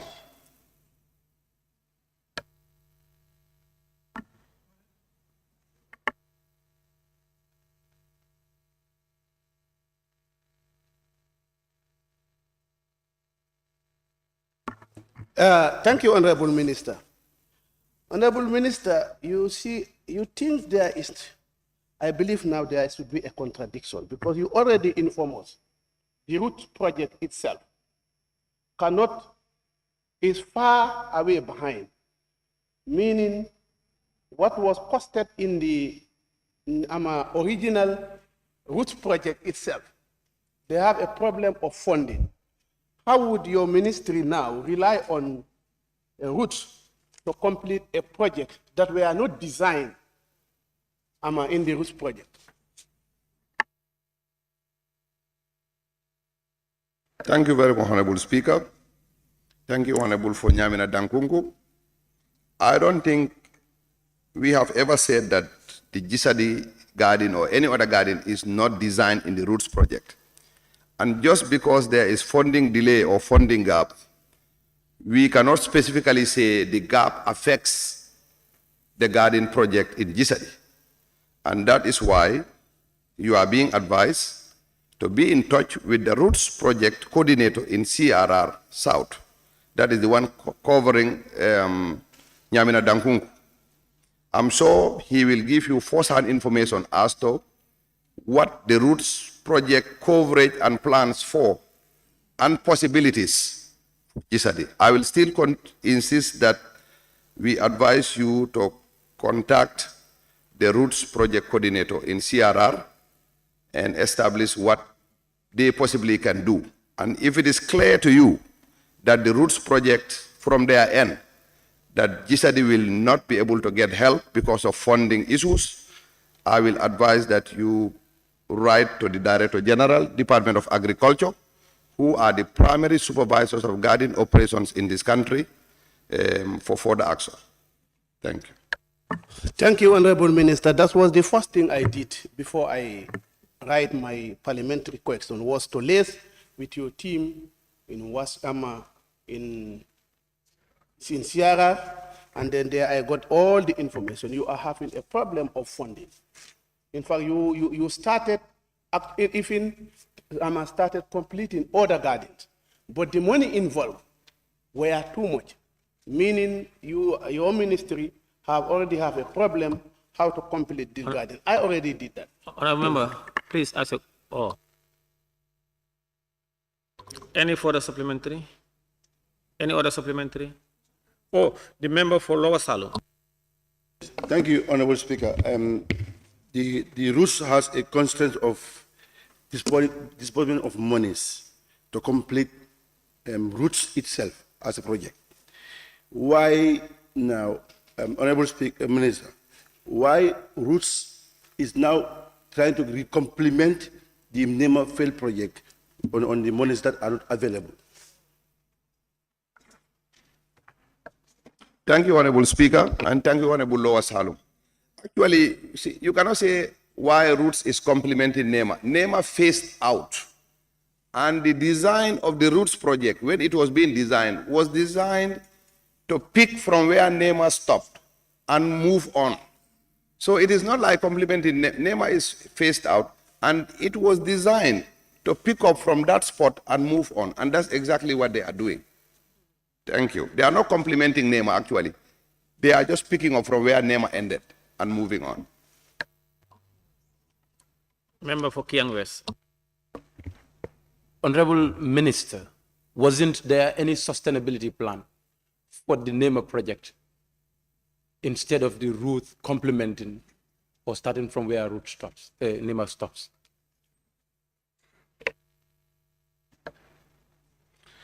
Thank you very much. I think when I read the answer there, it said for routes to complete the incomplete NEMA gardens. So if something is incomplete, we have not reached the stage of sustainability. They are supposed to complete the incomplete NEMA gardens first. And I think that's what they are doing. But yes, you are extremely right, Honorable Member for Kiang. Sustainability is very important, and it has been lacking in most operations, not only in the gardens. I will urge honorable members to join us in this crusade, because you are the people who are connected to the grassroots, the primary beneficiaries of these gardens. And most gardens, there are committees set for beneficiaries to have a plan, that is a sustainability plan. It is very hard to execute and maintain, but I think your involvement will be crucial in this. But to answer your question, once a garden is complete, a committee is usually set, rules are set as to who the beneficiaries are and the terms, and that involves sustainability. However, most of these NEMA gardens we are talking about, they were incomplete. Thank you. Thank you, Honorable Minister. Member for Busumbala. Thank you very much, Speaker. Honorable Minister, you did inform this August Assembly that the routes is designed to take over from that of the NEMA project. Did the beneficiaries are aware of this? Whether the beneficiaries are in consultation with this idea of route being designed to take over from NEMA? Thank you very much, Honorable Speaker, and thank you, Member for Busumbala. I think in the project design, I'm pretty sure that yes, there is an extensive consultation when a project is being designed, and that includes the beneficiaries. Pretty sure they are aware that, and it's, of course, it's almost public knowledge that the routes is supposed to pick up from where NEMA stopped, and beneficiaries are fully aware of that, definitely. Thank you. Member for Joshua. Honorable Speaker, thank you very much. Honorable Minister, with regards to the NEMA project, was it a failed project or it doesn't meet the targets that it's supposed to meet? Thank you very much. No, it was not a failed project. I'm sure all of you are aware that projects are designed with a time span. That you have, just like the routes, you have a 5-year time span or a 6-year period. And in the process, works may not be complete. So NEMA has done very great in this country. They've done a lot. There are so many projects that they have completed, but there were so many gardens also that were incomplete. So we will not describe it as a failed project. We will just describe it as time elapsed and they phased out. Thank you. Member for Talinding Kunjang. Thank you very much, Honorable Speaker. Honorable Speaker, the Honorable Minister left me confused when he said the implementation of the project is not completed and the project phased out. I tend to wonder, because from the conceptions of projects, there is sustainability plan and all those things. How was that the case? How was it possible that it phased out when it wasn't implemented fully?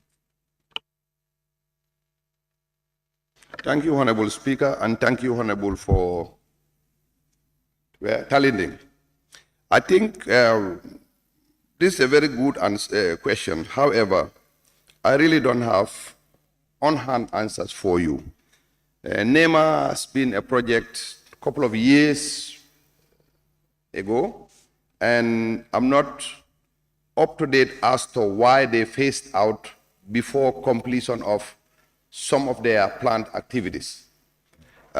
This is something that I will engage the CPCU, that is the unit responsible for coordinating projects and their activities, and it's an answer that I will personally be interested in too. So I would indulge appeal that you understand to give time to CPCU to get us answers as to why NEMA phased out before some of those gardens were completed. Thank you.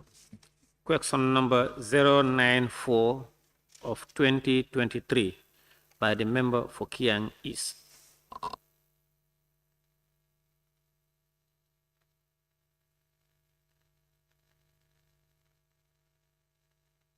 Thank you, Honorable Speaker. Honorable Speaker, could the Honorable Minister for Agriculture inform this August Assembly about the Ministry's plans to establish vegetable gardens in communities in Kabada, Kiang East?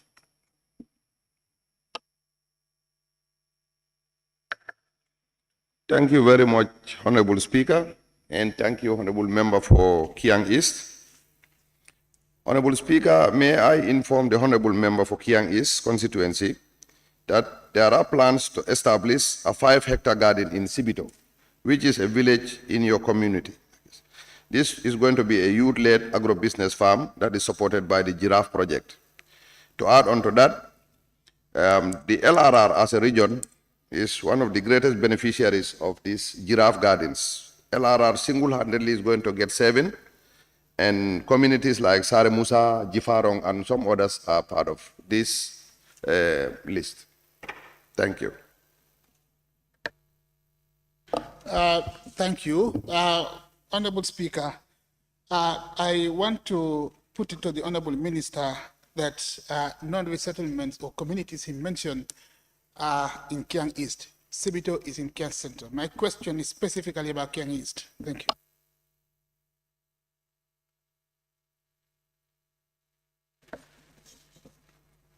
I think if I read your question right, you said Kabada, communities in Kabada.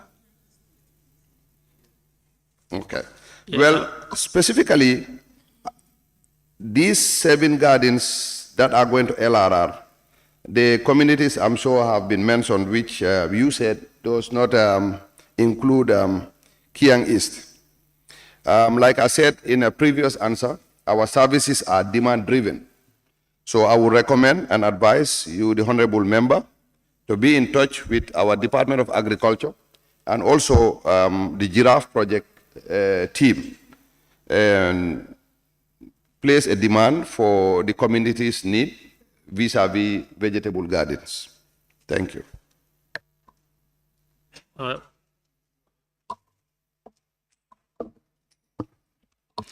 Okay, thank you. No further questions. Thank you. Member for Kiang West. Withdrawn. I've withdrawn. Member for Busumbala.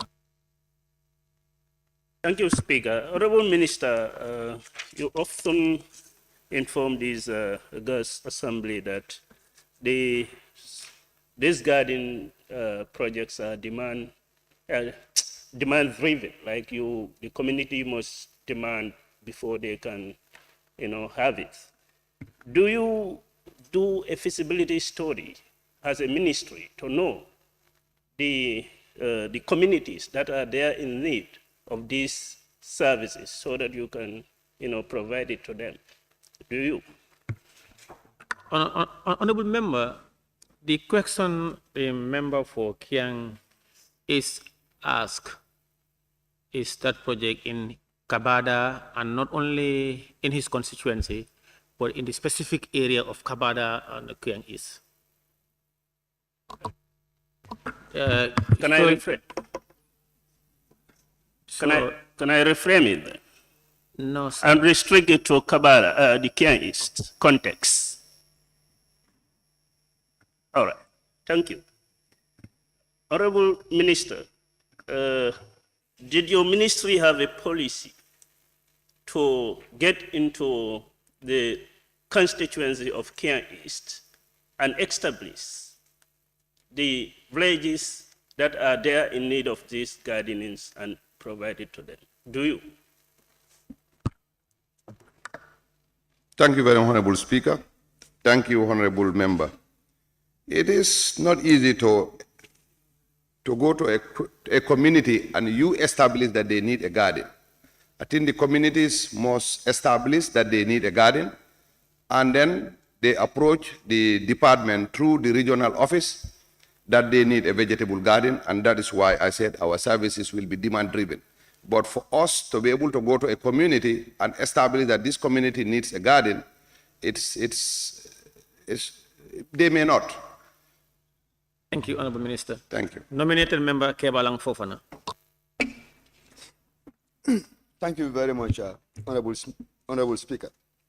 Honorable Minister, during your response to the question posed by the member for Kiang East, you did make referral to the Giraffe Project. And then we are also aware that we do have the Roots Project at Agriculture.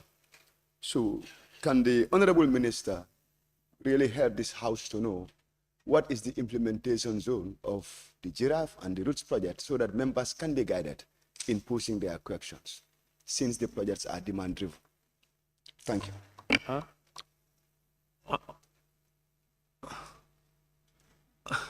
Thank you. Thank you very much, Honorable Speaker, and thank you, Honorable. Oh, Speaker is on. Sorry. Nominated member, I want to thank you. When you ended your question, you realized that you are probably okay. The member for Kiang is asked project in his constituency, not in the Kabada, specifically Kabada in his constituency. So,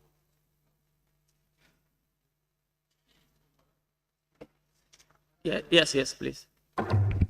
Honorable Speaker, what I'm saying here is, yes, the question is specific about Kabada, but the giraffe project is a general one. The coverage goes beyond Kabada. Reference was made to the giraffe project by the minister. That's why we are asking him to enlighten us. Thank you. Minister. Thank you very much, Honorable Speaker. Thank you, Honorable nominated member. I think your question specifically asked for what is the coverage for the giraffe project. It is operating in the 39 constituencies, and that is from the West Coast all the way to the URR. So any of those communities should be able to access the services that giraffe may be providing. Thank you.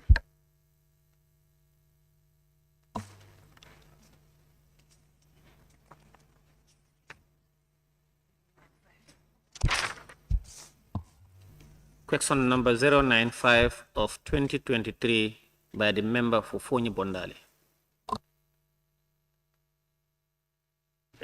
Thank you, Honorable Speaker.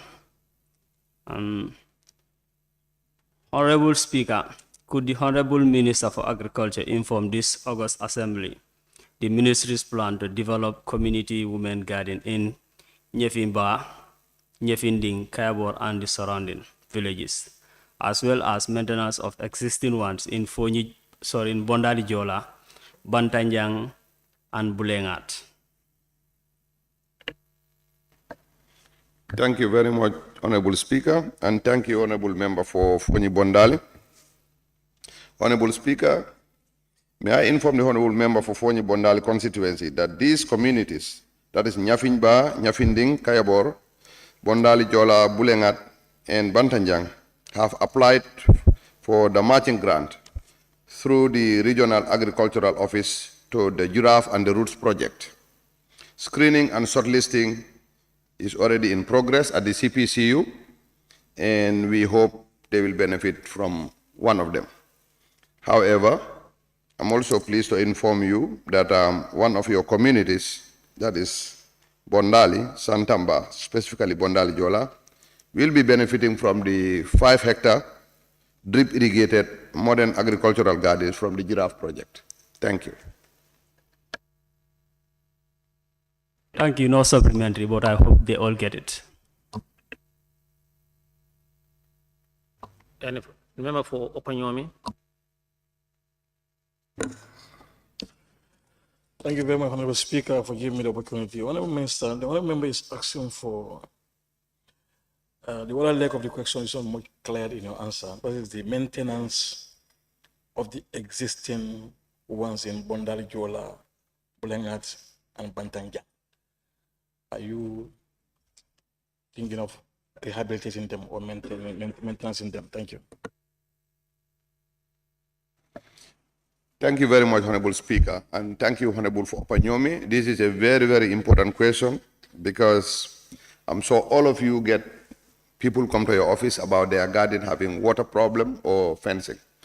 As of a week or two, I have discussed with the Director General, Department of Agriculture, to look at the budget that was allocated from the National Assembly in that regards, and look at the possibility of helping women do fencing, especially those with challenge of garden fence. But also there are gardens that are established already, but the water they are having currently is not enough for their operations. This is something that we are fully aware of, and the Department of Agriculture is taking requests as they come. And then based on the budget that was allocated from the National Assembly, we will look at what is possible and what the priorities will be. So I will still go back to my answer that the communities do this on a demand-driven basis, that if communities have this challenge, let them directly write to the Director General, Department of Agriculture, so that these things are tabulated. And once we sit down to look at what the budget is, those communities would already have been identified. Thank you. Thank you very much, Honorable Minister. Thank you very much, Honorable Minister, for answering those questions. Thank you. Clerk. Questions for oral answer by the Honorable Minister for Trade, Regional Integration and Employment. Thank you. Questions for which due notices were given to the Honorable Minister for Trade, Industry, Regional Integration and Employment by honorable members for oral.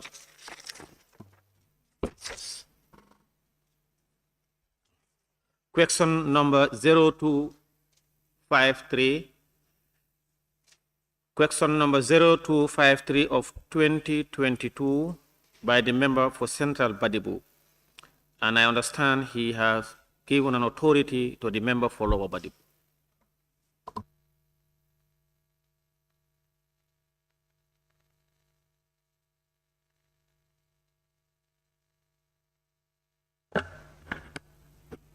Thank you very much, Honorable Speaker.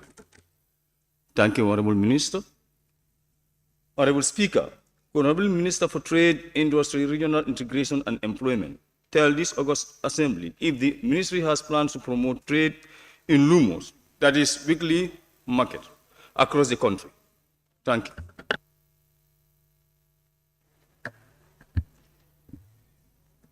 you. Minister.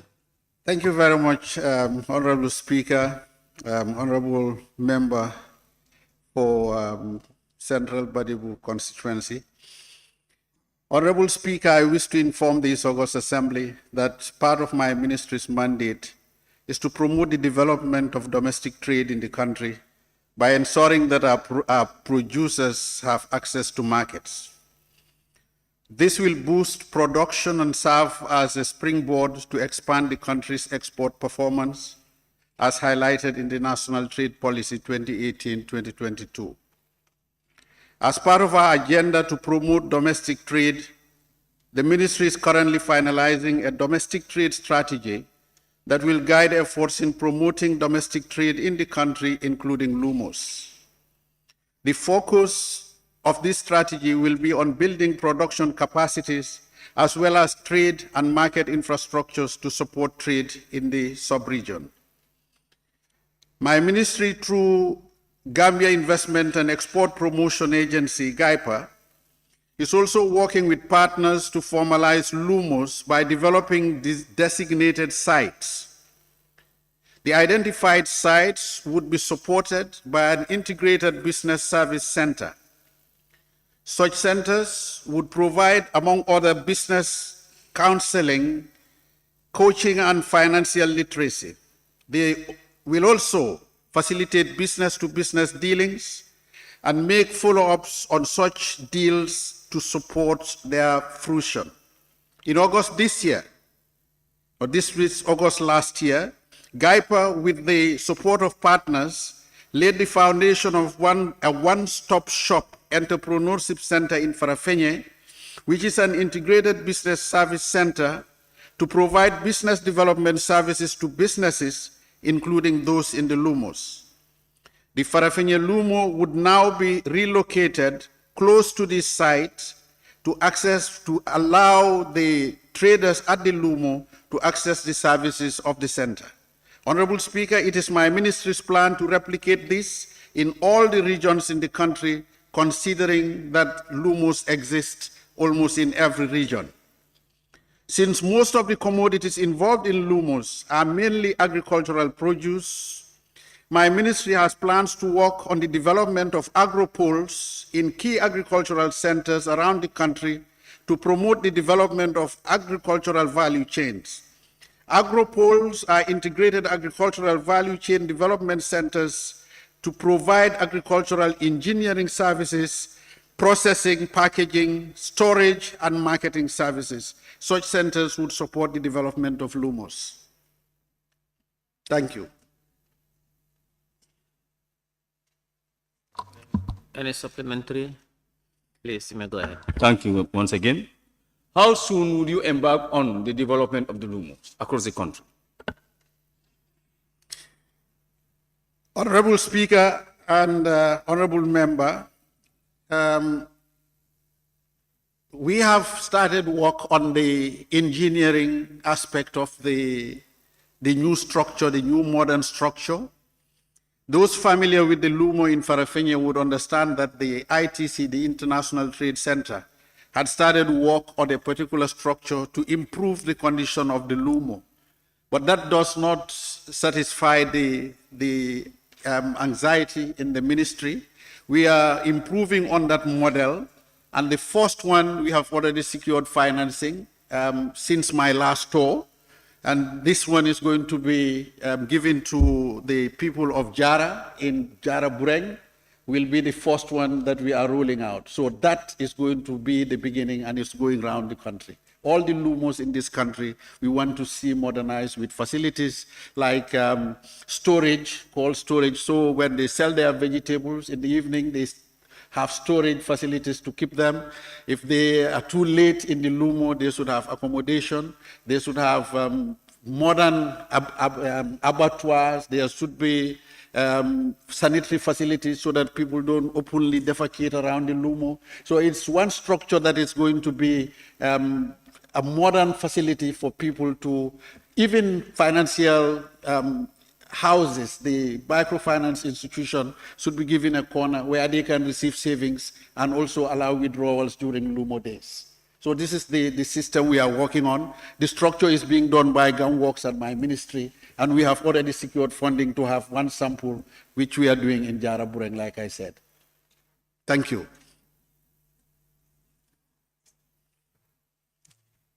Any further, that's all? Member for Joshua. Thank you, Honorable Speaker. Honorable Minister, I think when you talk of LUMOS, you think of the provinces.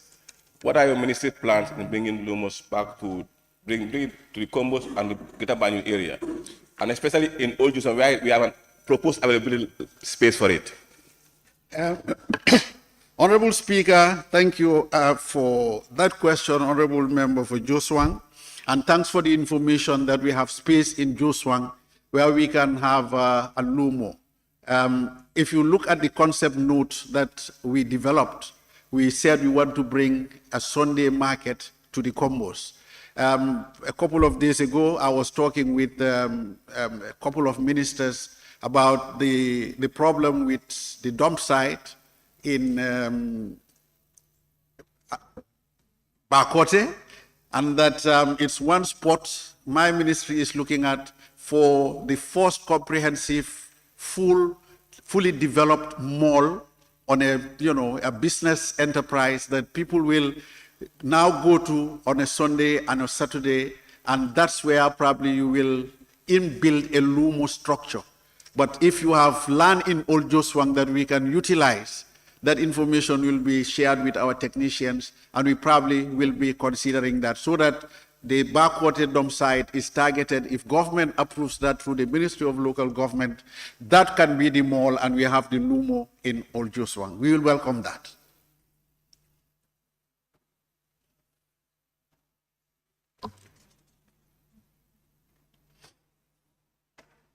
Question number. Yes. Thank you, Honorable Speaker, and thank you, Honorable Minister, for that laudable initiative. You've spoken about the structures, the development in terms of structures. The question is about plans. Apart from enhancing the structural facilities and all those things, what other plans do you have with regards to the promoting LUMOS? We know you have other people coming from across the country, other parts of the country, but indigenous tradesmen and women, what other plans do you have to make them, to make their produce more affordable and other things in the...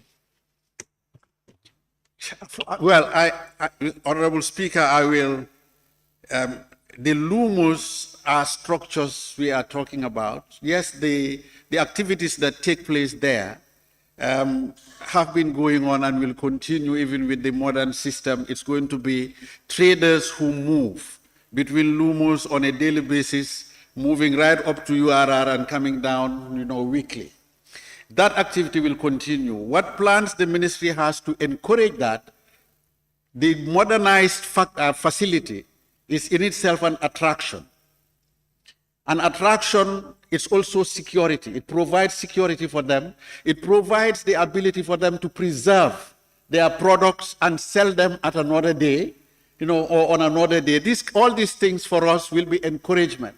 If you have secured stalls rather than people going to lumos and spreading their products on the ground, you have stalls, you have everything is organized. You can lock them, go out and pray, come back, make sure that. So this is, for me, the structures that you need. And in terms of what you do to encourage them, once the structures are available, you have an attraction for all those who are interested in internal trade and even those coming from across the border to look forward to a day they can utilize the facility. Thank you. Member for Sabak Sanjal. Thank you, Honorable Speaker. Honorable Minister, have you already identified all the villages that you have these LUMO activities and where you plan to build those structures? If yes, can you please provide us with the list of all those, please? Thank you, Honorable Speaker, and thank you, Honorable Member for Sabah Sanjal. I cannot give you the 28 LUMOs on top of my head, but our research has proven that there are 28 LUMOs in the country at the moment, and for us, we are not stopping until we do all of them. So if we are serious, if we are interested in the list, I can provide you the list after this engagement. We have 28 LUMOs from here right up to URR. Thank you. Thank you, Honorable Minister. Question number 0254 of 2022 by the member for Bakau, and I'm being informed that he have issued an authority to the member for Latikunda Sabiji.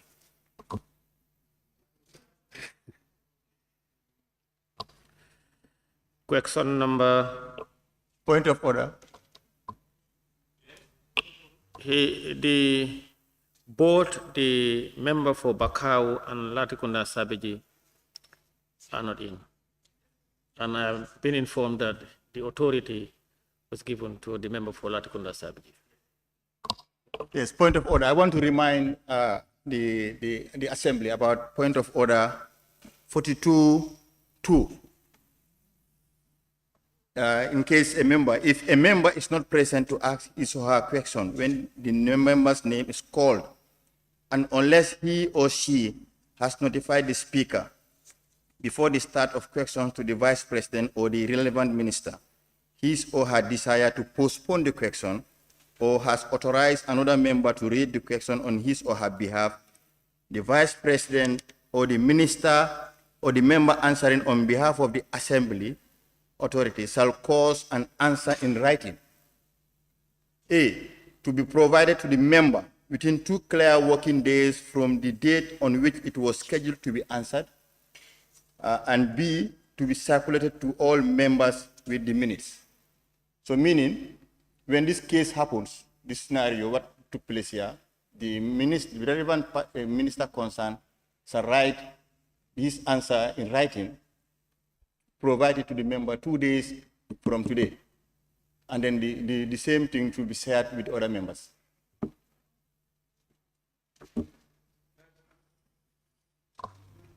Thank you. Noted. Yes. Member for Brikamanot. Thank you. Question number 0255 of 2022 by the member for Combo East. Thank you very much, Honorable Speaker. Honorable Speaker, I think I should recall my question because since the just tabled bill, Labour Bill 2022 is in the process, and that it has covered some of these issues that were put in, because the question was way back in 2022. But delaying of the bill as answered. Speak a bit louder, please. I said delaying of the bill, Labour Bill 2022 has answered my doubts on this question, and that I decided to withdraw the question. Thank you. Question withdrawn. Question number 0256 of 2022 by the member for Lower Badibu. Thank you very much, Honorable Speaker. Thank you very much, Honorable Minister. Honorable Speaker, could the Honorable Minister for Trade, Industry, Regional Integration and Employment explain to this August Assembly what plans are in place to help stabilize, if not reduce, the cost of commodities and services in the country to ease the cost of living for average Gambians? Thank you. Thank you very much, Honorable Speaker. Thank you, Member for Lower Badibu constituency. Honorable Speaker, the Ministry monitors the stock and price levels of essential commodities such as rice, sugar, flour, edible oil, onions, potatoes, chicken, to ensure that these commodities are in adequate, available quantities and affordable to the public. This is done through regular consultations with the key importers and major retailers of these essential commodities to discuss and address challenges that they face in the importation and distribution of the commodities. The Gambia, like many other net food importing countries, is facing challenges in our efforts to stabilize the prices of food commodities. The global price of food commodities have been increasing to unprecedented levels since 2020 due to negative impacts of COVID-19, the Russian-Ukraine war, and weather conditions that significantly disrupted the global supply chains. These shocks adversely affected global production levels of most of the commodities, resulting in increases in prices and, in some cases, export restrictions from the exporting countries. To reduce the negative impact of these external shocks and dampening the rising prices of food commodities, my ministry took the following steps. We conducted meetings with shipping agencies, clearing agents, and other stakeholders within the value chain with a view to discussing and identifying measures to minimize the cost of clearance at the port. One of the key outcomes of these meetings was the identification and streamlining of services provided by shipping agents, including the terminal handling charges and the line port handling charges. In this regard, the ministry wrote to shipping agencies to streamline their charges based on services they provide to conform to international standards. The ministry is also engaging the relevant government institutions to establish a mechanism of regulating the shipping agencies. The ministry has also strengthened its collaboration with Gambia Ports Authority and the Gambia Revenue Authority to ensure timely facilitation of clearance of imports of key essential commodities. This is done by engaging GPA to facilitate the priority berthing of vessels carrying essential commodities to avoid high demurrage charges. In 2022 also, the ministry regularly provided priority berthing for sugar, rice, wheat, and edible oil. We have also maintained a strong collaboration with the Central Bank of the Gambia to help facilitate the availability of the required foreign exchange for the settlement of import payments of essential commodities. This has been very helpful in enabling the affected importers of essential commodities to pay and clear their consignments on arrival at the port of BANJUL.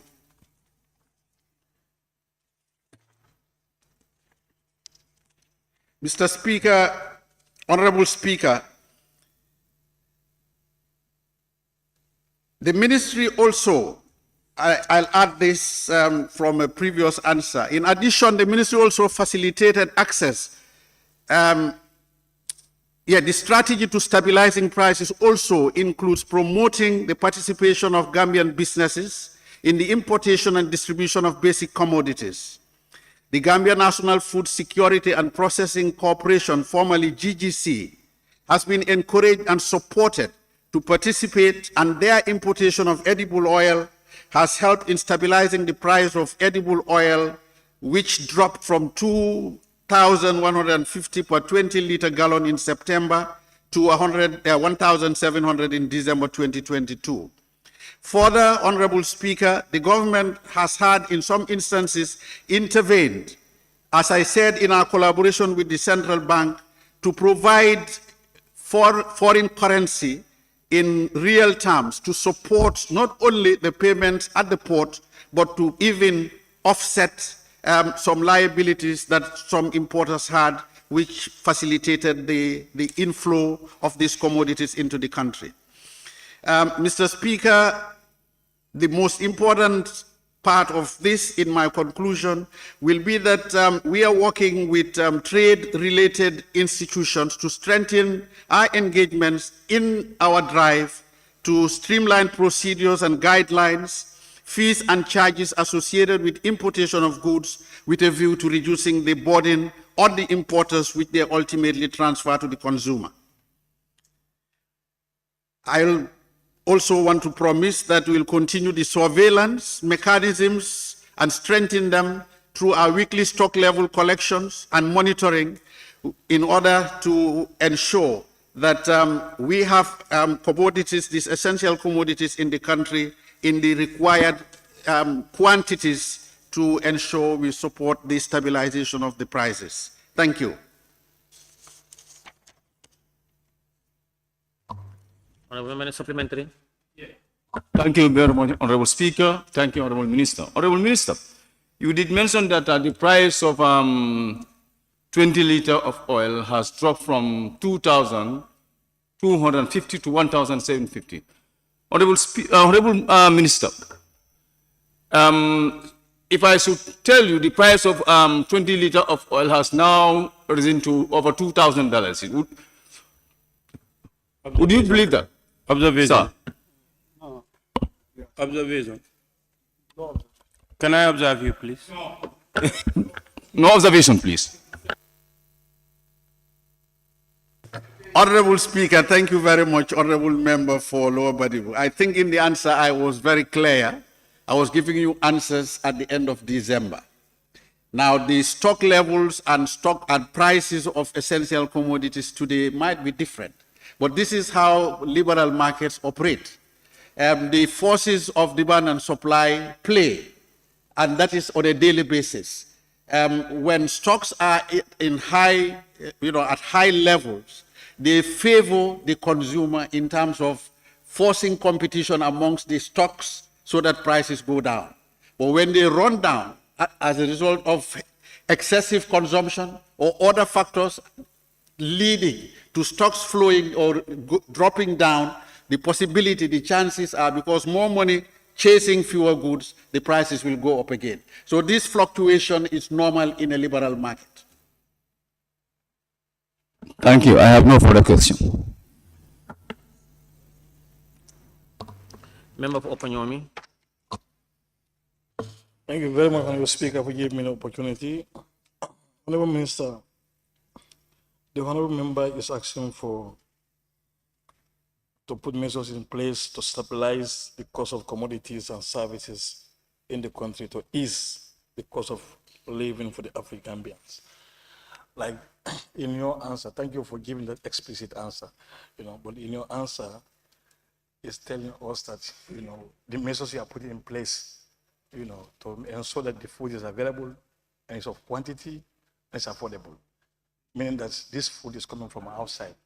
Honorable Member for Opinion, please speak to your mic and speak a bit louder, please. Thank you. Let me bend a bit. Maybe I'm somehow, I don't know. Yes.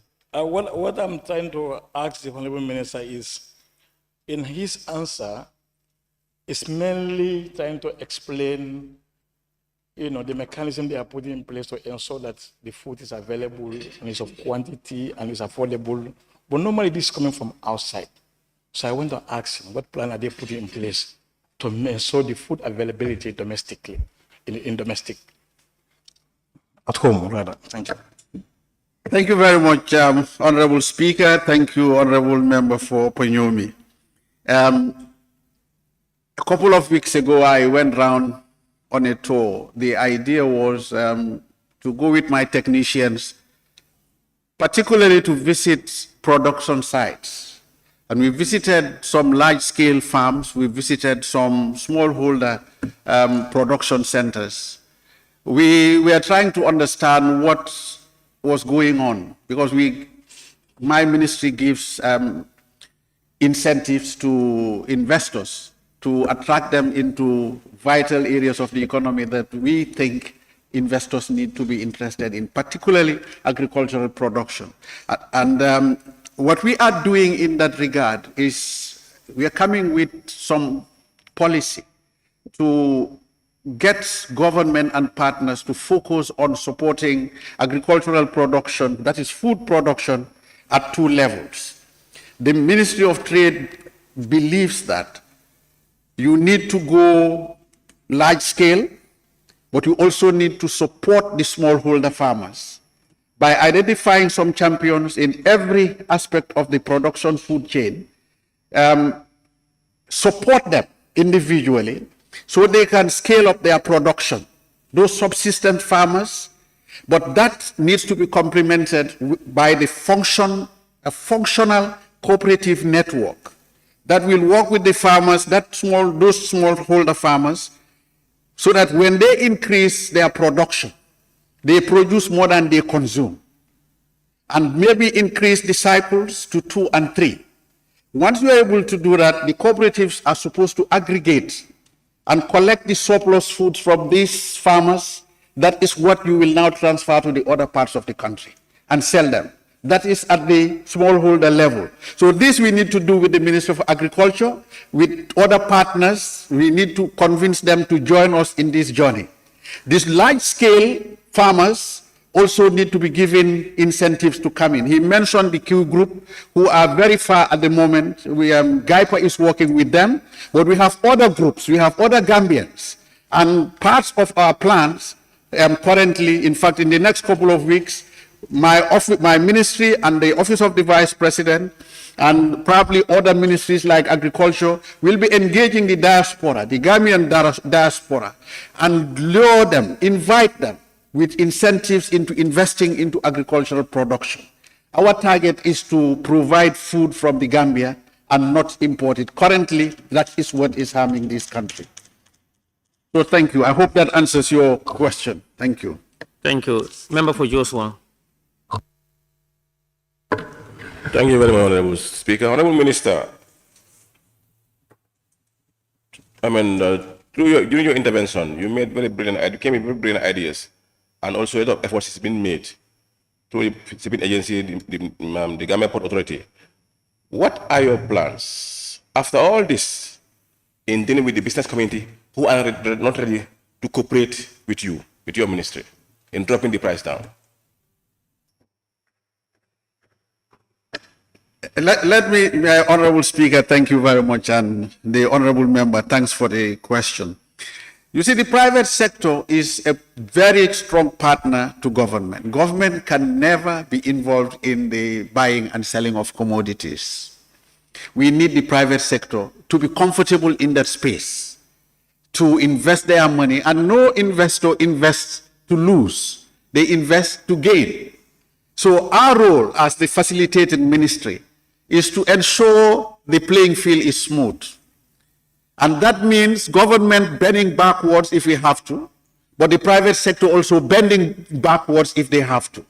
That's why there is this forum that has been in government for some time, which we are reviving.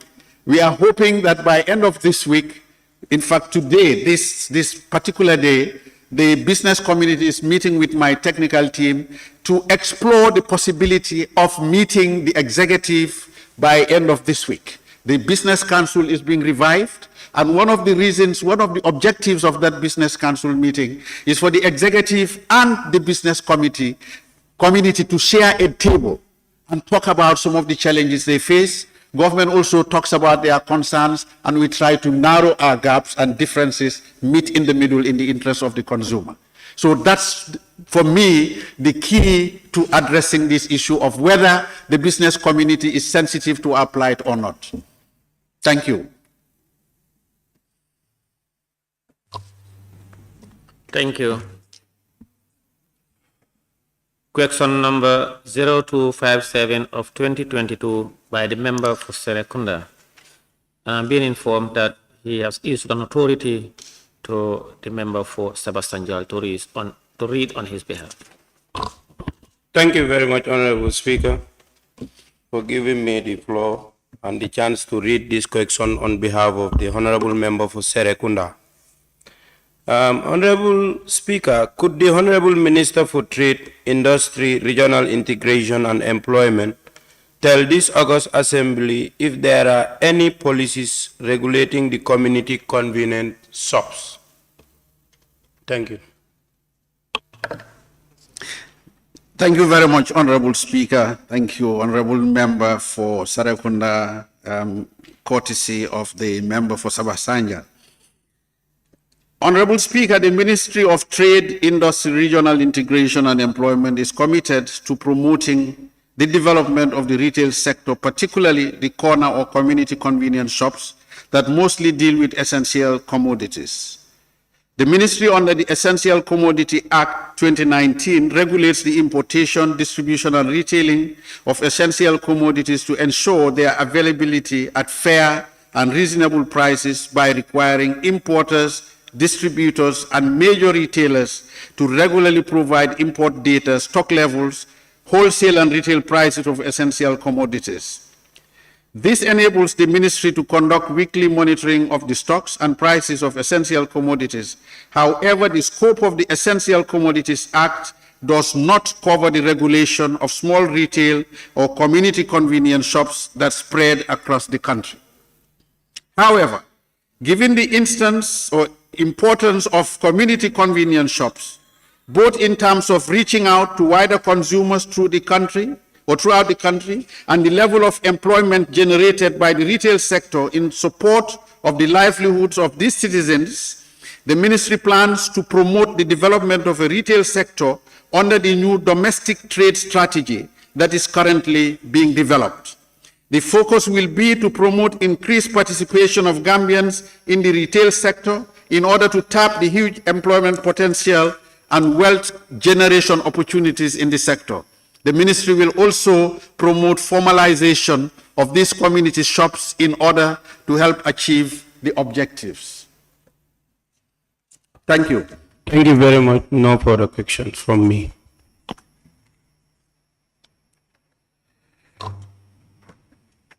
Thank you. Question number 043 of 2023 by the member for Bakau. And I'm being informed he issued an authority to the member for Latikunda Sabiji to read his question on his behalf.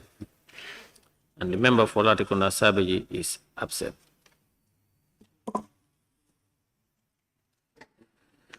Question number 044 of 2023 by the member for Lower Badiku. Thank you very much, Honorable Speaker. Honorable Speaker, I am withdrawing this question because it is similar to the one that I first asked. Thank you. Thank you very much for withdrawing. On that note, Honorable Minister, I wish to thank you sincerely on behalf of all members of the National Assembly for ably answering questions that were directed to you. Thank you. Clerk.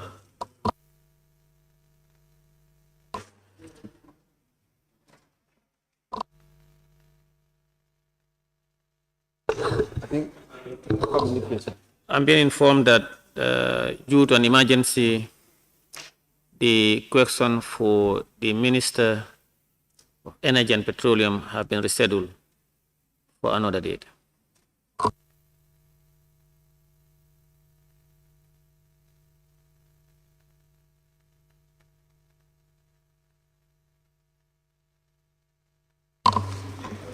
Thank you very much, honorable members, for participating in this very important question and answer session. And may I now put the question.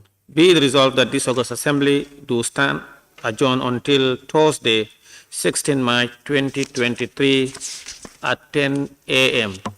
Those in favor, please say aye. Those not in favor, please say no. The ayes have it. The Assembly now stand adjourned until Thursday, 16 March 2023 at 10 a.m. prompt.